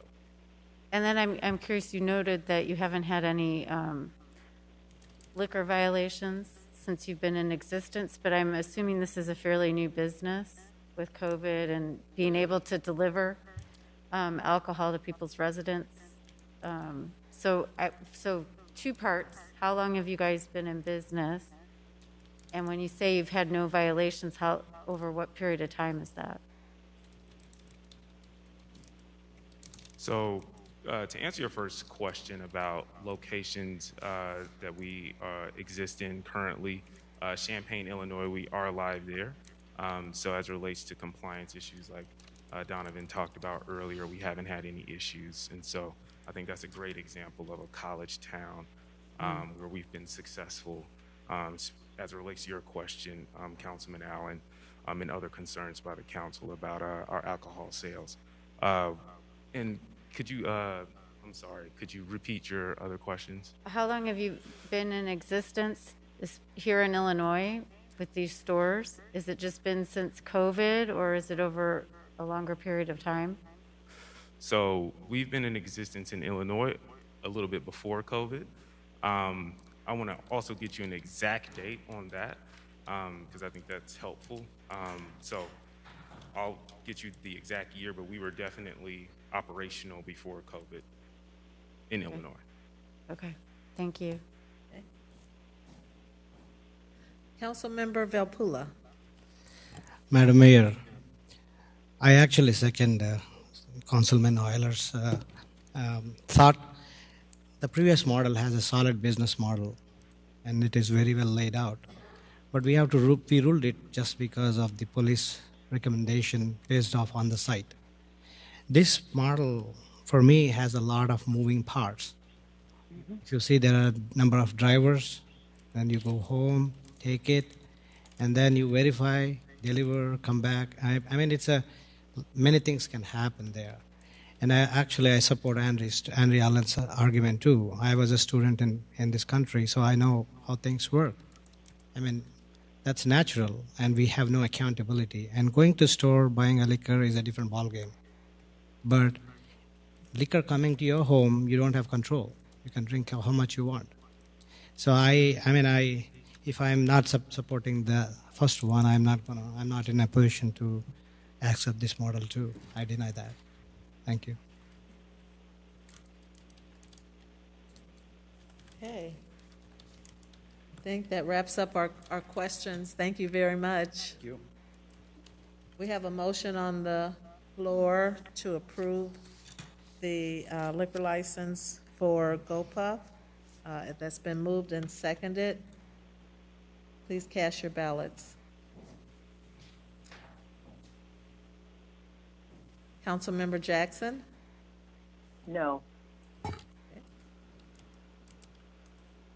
There are 7 nays and 4 yeas. Motion is denied.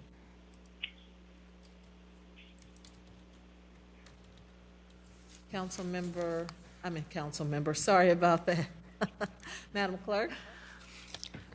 21-302 is an appointment by Mayor Ali to the Fair Housing Commission with a request to concur of Timothy Riggenbach.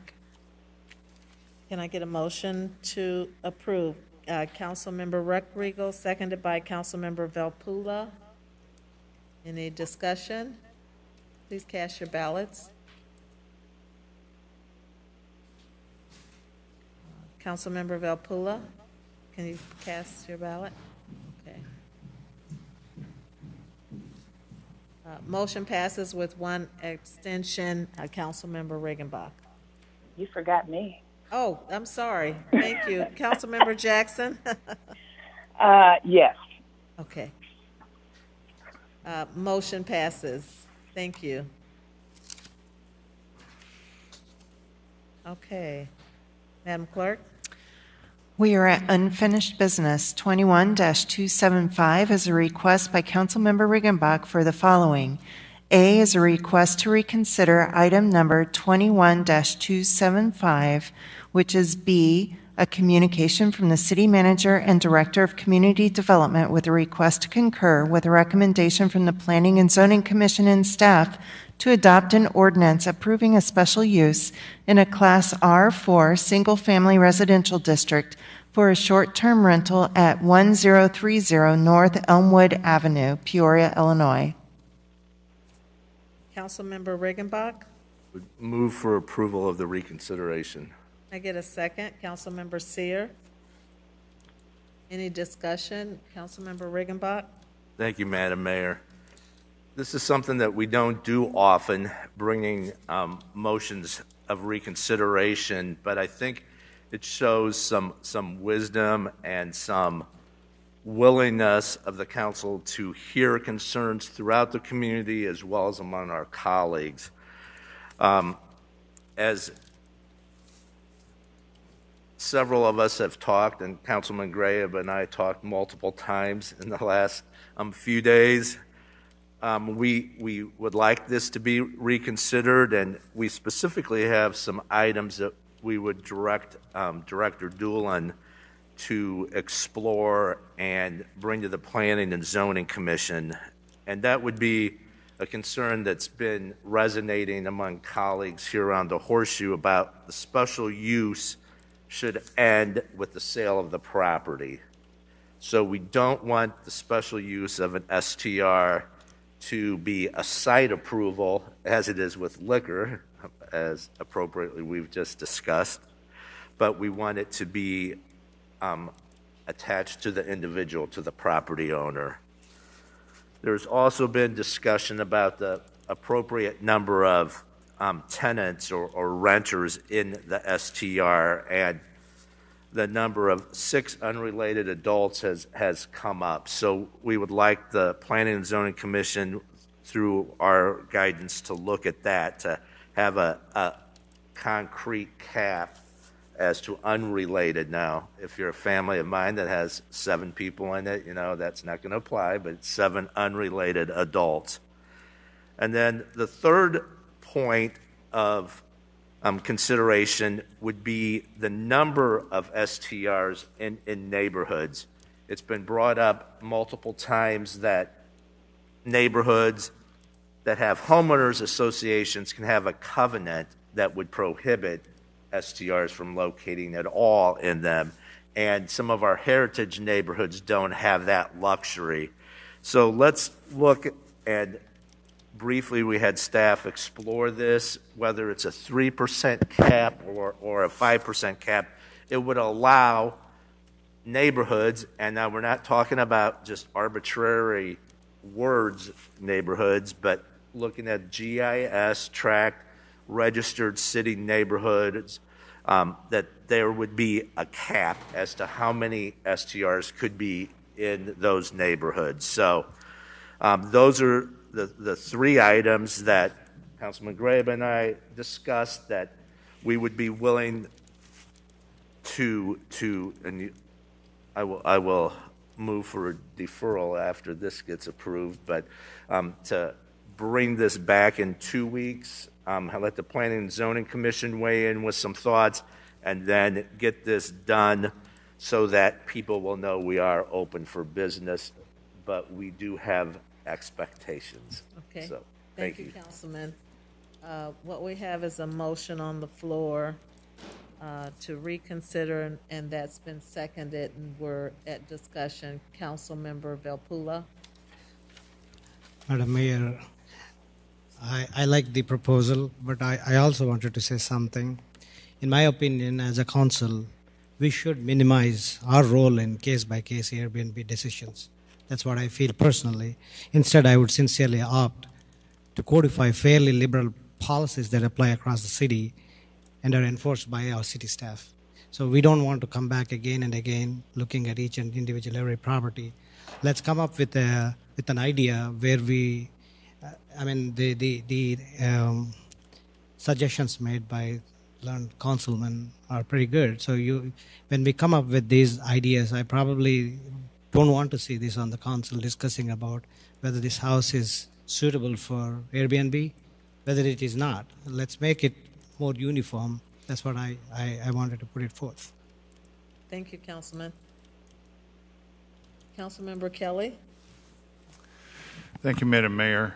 I guess I would ask the clerk or the Corporation Council.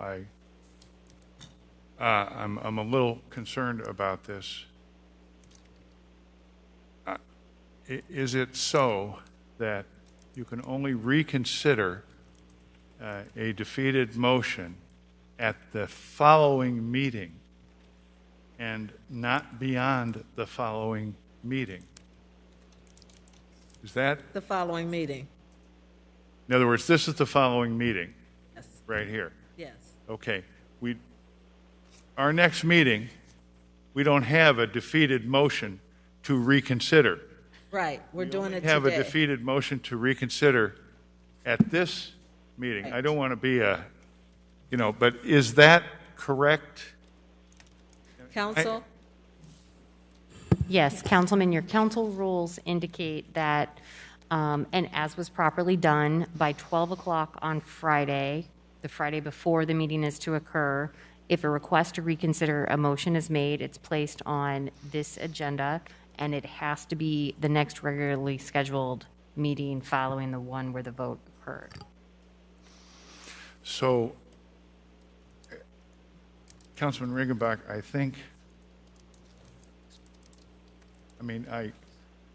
very much like where you're going with this, but I think we have to take a different route.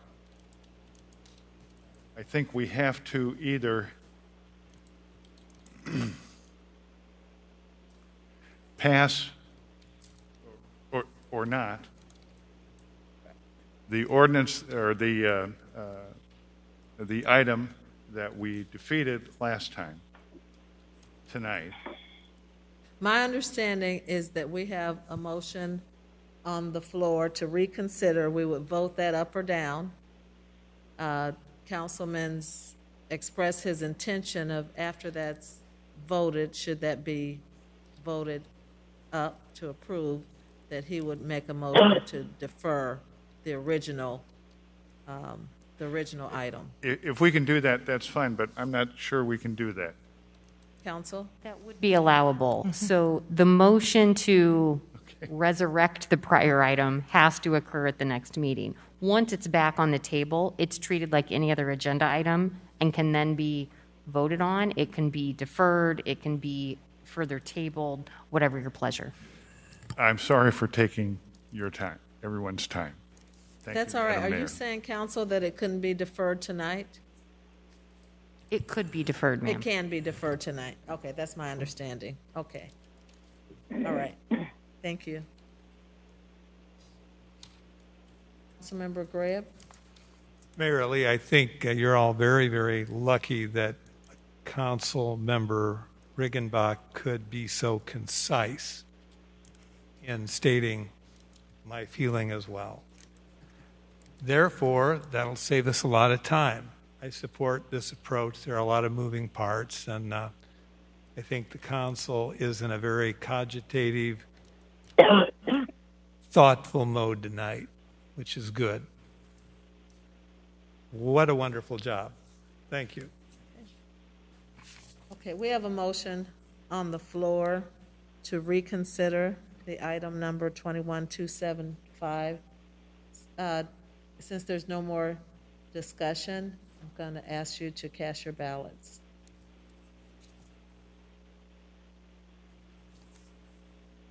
Councilmember Jackson? Yes.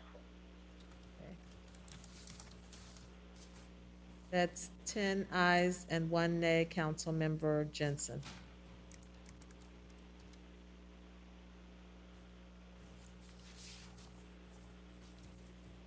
Councilmember Riggenbach? Thank you, Madam Mayor. I would move to defer item 21-275 to the October 12th meeting. Seconded by Councilmember Rodrigo. Any additional discussion? Councilmember Euler? Thank you, Madam Chairwoman. I'm going to keep my comments just to this specific item, but obviously applies to both. First of all, I appreciate Council members Riggenbach and Sear for their thoughtful consideration of this and the process and what we were really deliberating at the last meeting versus what we're trying to achieve. My intent on these specific deferrals is to vote no, though, because I think that someone has to speak on behalf of those that we asked to follow the process and put the special use application in and do the right thing as opposed to those that have not. And so we've got many operators out there running Airbnbs with no special use permit, no application put in, and essentially we've last meeting punished those who attempted to do the right thing. And I think that someone needs to speak up for that effort, because at the end of the day, it's really us that couldn't get our act together here.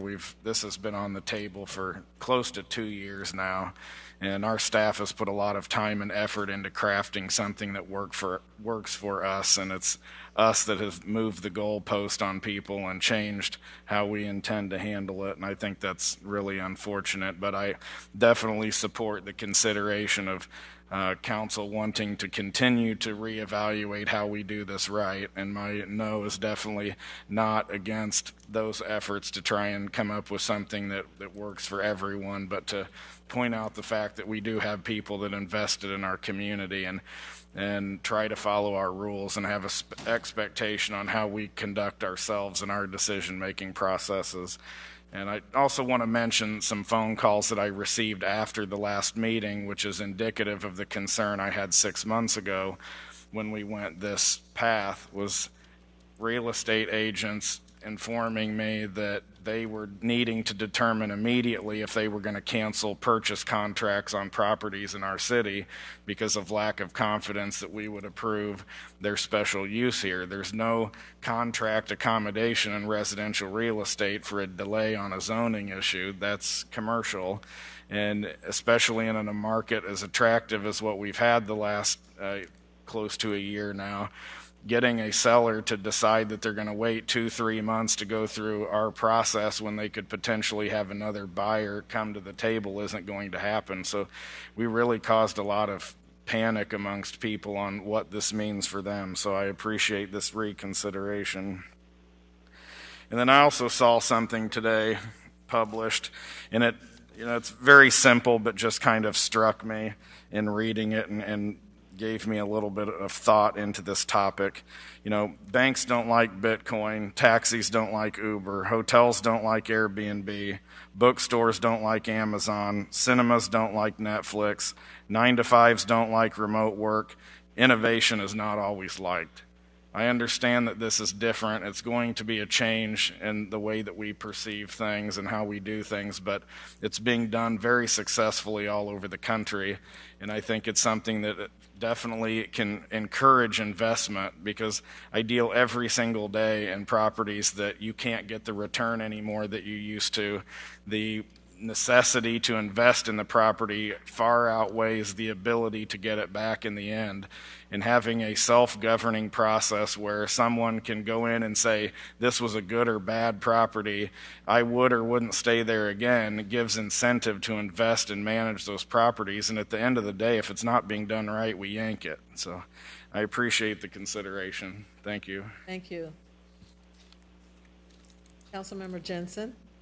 Thank you, Mayor Ali. Although I voted against the motion to reconsider because I think we made the right decision in this case last week, I do support and commend Councilman Riggenbach and Grab for asking the staff to look at other limitations that we can add to them. I'm supportive of having a limitation on the transferability of these special use permits, and with regards to coming back with information about limitations in these neighborhoods, I don't know whether percentage is the best amount or if it should be limited by the numbers in each neighborhood, or only one per every couple of blocks. I don't know what that should be. So I hope we get some thoughtful proposals back, and that people can give us some input, maybe how they are handling it in other cities.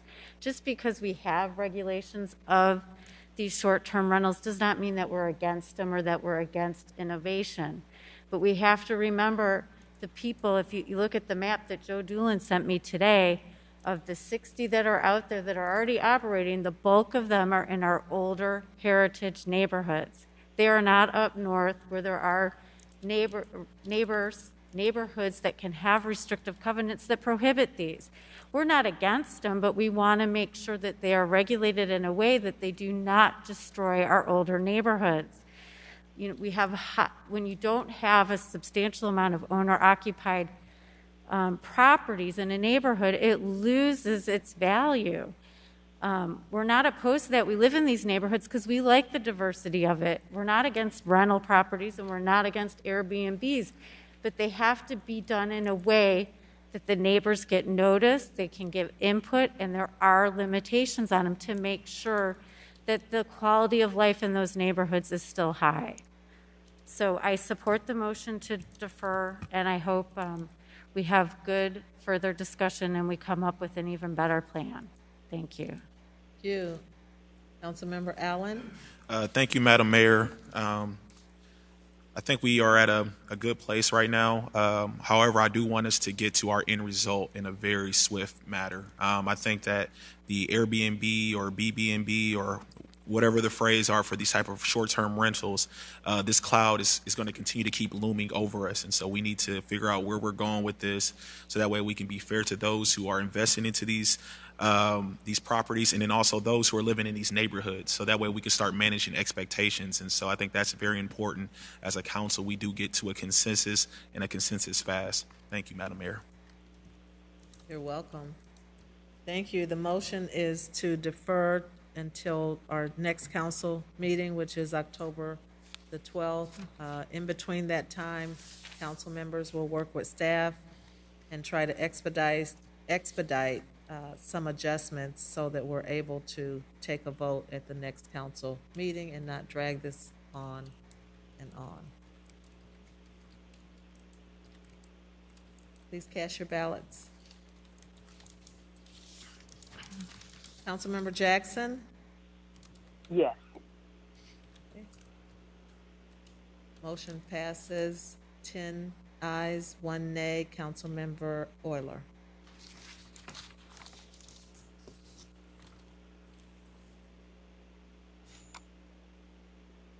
Madam Clerk? 21-274 is a request by Councilmember Sear for the following. A is a request to reconsider item number 21-274, which is B, a communication from the City Manager and Director of Community Development with a request to concur with a recommendation from the Planning and Zoning Commission and staff to adopt an ordinance approving a special use in a Class R4 single-family residential district for a short-term rental at 1514 West Columbia Terrace. Councilmember Sear? Thank you, Madam Mayor. Excuse me. Move to reconsider item number 21-274 for most of the same reasons as my colleague, Mr. Riggenbach. Seconded by Councilmember Rodrigo. Any discussion? Please cast your ballots. Councilmember Jackson? Yes. 10 ayes, 1 nay.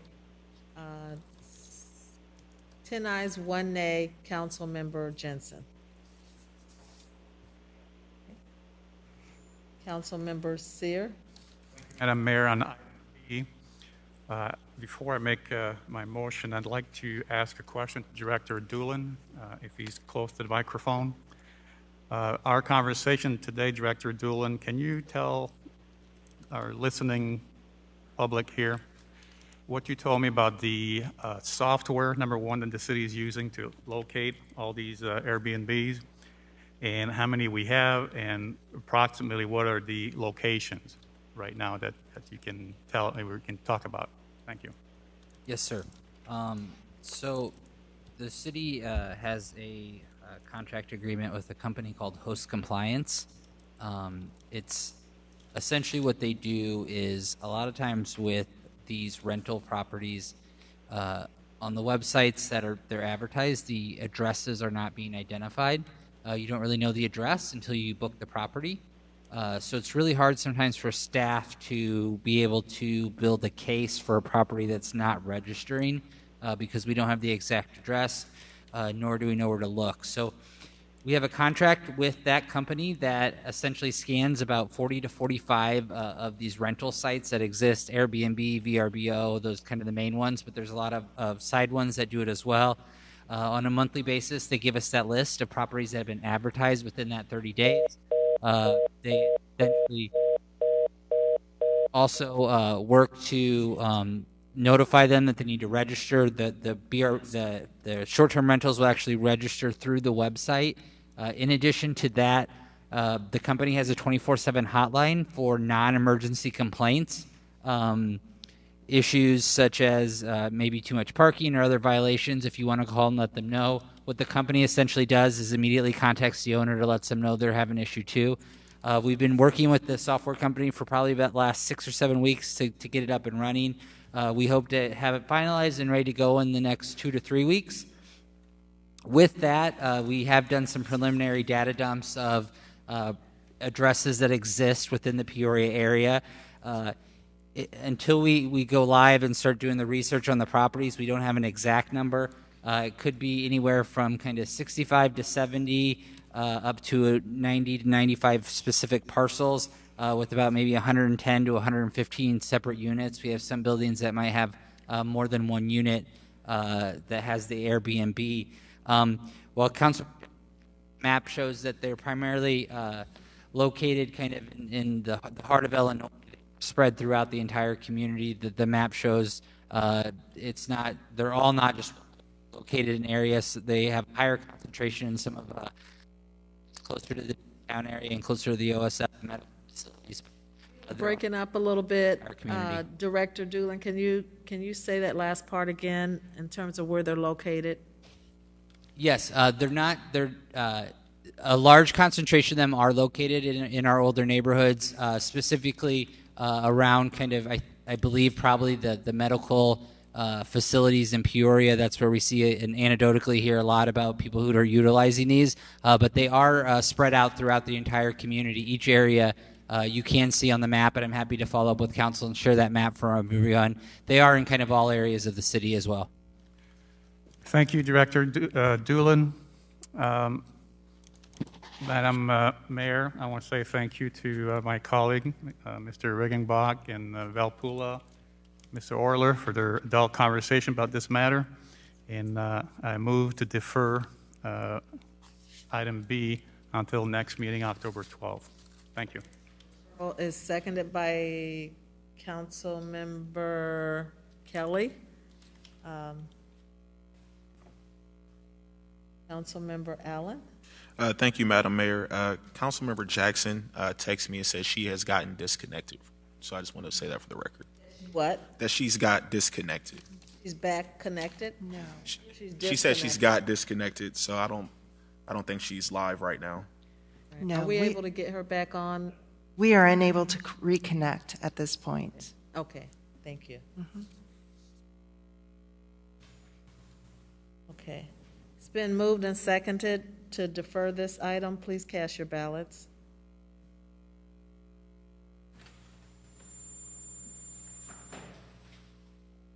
We have 9 yeas, 1 nay. Councilmember Euler.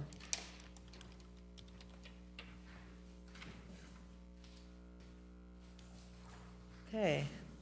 Madam Clerk? Is there any further unfinished business?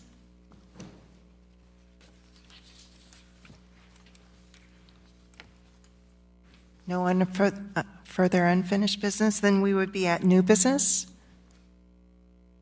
So we're at new business. Any new business?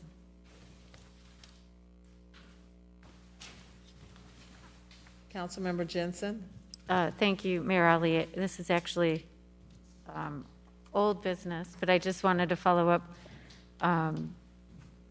I don't know, some time ago, maybe a month or so ago, I asked about getting a report back on how, and maybe it's coming when we have our next session on the money, on the restore funding, about how the elimination of some of the firefighters and personnel due to the COVID cuts that we made, how it's impacted the response times. I think the chief was going to prepare a report, but I haven't seen it. Thank you. I've discussed it with the chief, and he's pulling together that information, and we'll make sure that we have that for you at the next meeting.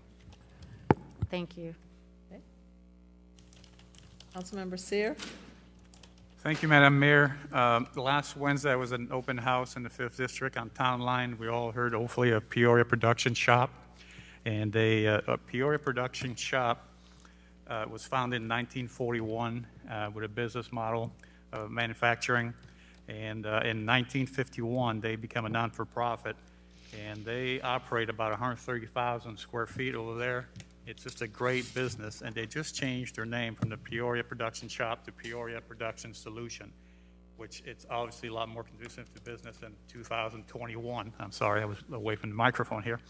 But I just want to point out that it's just a great business in the 5th District. I'm very proud of what they do, and especially in manufacturing, where they start making the mask for the hospital here in Peoria. So kudos to them, and I just want to mention that the name Repeat change. the name of the new name for Peoria Production Shop? Peoria Production Solutions. Peoria Production Solutions. Solutions, yes. Great business. Great business. Thank you. Thank you. Councilmember Valpula? Thank you, Madam Mayor. This question is, I have a question for the police chief. I mean, he had a very busy 2 weeks. I've been following a lot on the TV and a lot of things on Facebook, but I mean, I feel that I just wanted to listen to his recommendations and see how as a council could support, or how as a team could support him in his day-to-day job, because it's becoming nasty. So, and we never address everything we see. I mean, for me, as a newbie, I always see on a TV, but I really wanted some kind of debate to really see how we are going to address that issue. And maybe that would really help me understand how we are going to make a policy to curb a lot of things. So I just wanted to listen to his thoughts on that. Thank you. Thank you. Thank you for your leadership, Chief. Councilmember Kelly? Thank you, Madam Mayor. Mr. Manager, I'm wondering if there is any schedule or a further discussion of the COVID money coming in, and also when we're going to be getting into budget sessions. Councilman, as we've discussed previously, the 12th is when we'll be presenting you with the budget, and then on the 19th, we'll start those deliberations in great detail. Mr. Manager, so this is going to be a process considerably different than the last time. It's going to be a process that we'll present you the budget on the 12th, And then beginning on the 19th, with what would be basically every week, we would be scheduled through the end of November, would be the plan to go forward with, to see if council needs that much time to deliberate on the budget in order to be able to resolve that matter by that point in time. Means that we will not be having any special budget meetings. No, it means that we would be having special budget meetings. You'd be having them on the third Tuesday and the first Tuesdays of the month, which we don't normally have. I'm sorry, I didn't understand So that. we'd be meeting Okay. weekly, yes. Okay. And we'll make sure, we'll send you out the calendar that we had sent out previously about the proposed budget. Thank you. Good, thanks. Okay. Okay. So we're at citizens' opportunity to address the city council, and I have two individuals. The first is Ms. Christelle Frostro.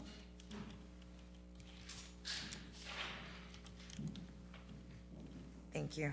I wanted to mention that I intend on submitting a request for reconsideration, and that also I am purchasing the buildings, so that, making it aware that I'm a stakeholder in the neighborhood. Peoria is known for hospitals, and what's going to happen is in 5-10 years, that neighborhood's going to change. I don't want to have to wait till I can't afford to buy in and help that neighborhood change and grow. I want to grow with it. So I just want to make that point that I have an eye for neighborhoods that change. The reason I came to Peoria is because I couldn't afford to buy into Pilsen or Logan Square or Rogers Park in Chicago, where I'm from. But I saw the change happen, and those neighborhoods improved. So I just want everyone to consider visiting my store, as I've invited everyone to take a look and see the difference between a regular liquor store and my experience. My operation is sophisticated. I intend to also deliver to businesses, host VIP bartending services.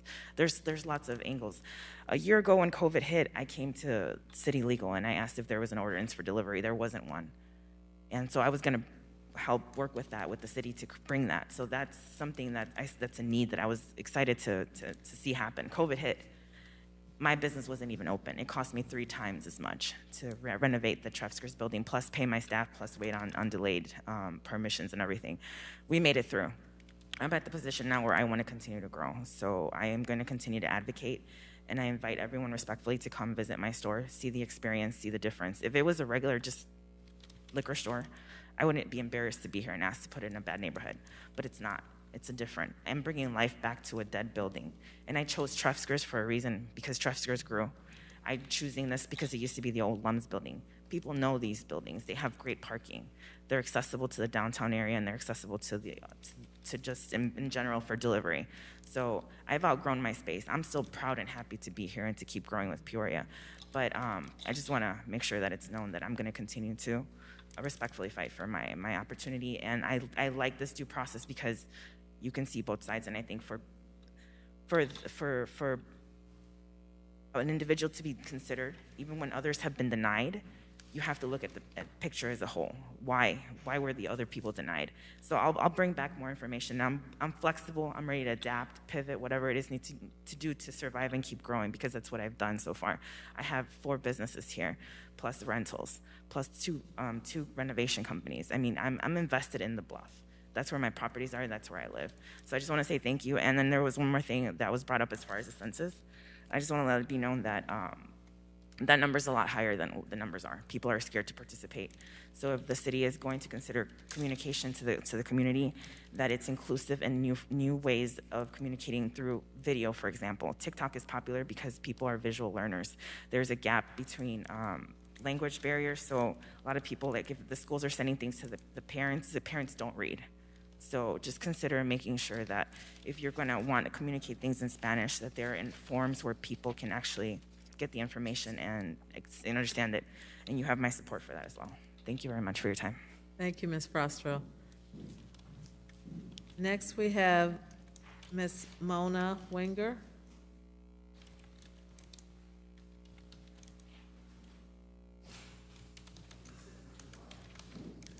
For having me tonight, and welcome council members. I've been the Rose Lady in Peoria and the Bowers for 26 years. I'm 65 years old, and it's become a real safety issue for downtown. And downtown, of course, it's the core of our city. It's our heart. And I am a legally licensed business with a tax number, so I'm not just a fly-by-night person.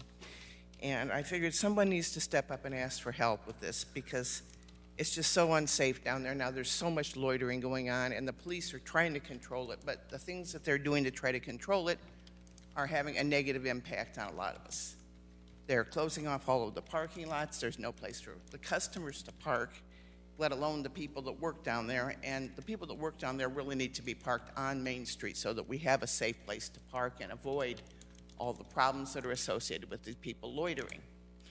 So the thing that I'm asking the city council for was in the safe place to park, because I've heard other towns do this also. So I would like to suggest that the city provide us with permit parking for all of Main Street in downtown between the hours of 10 p.m. and 6 a.m. And this would include just the business people down there who work those hours. And of course, there would be a nominal fee for the permit, which we could obtain through City Hall.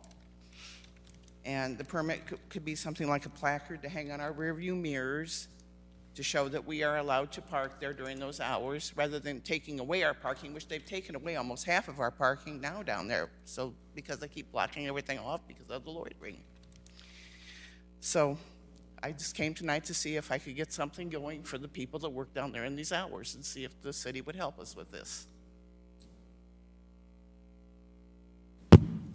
Thank you.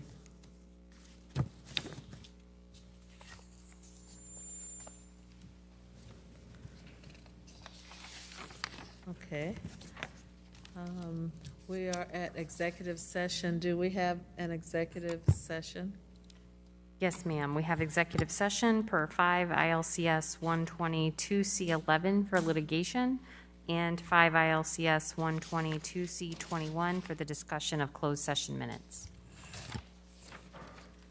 So we need a motion to go into executive session, moved by Councilmember Sears, seconded by Councilmember Euler.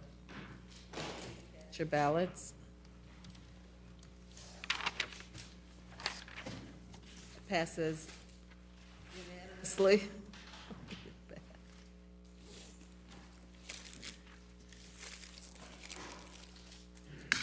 And so, Madam Clerk? We are at adjournment.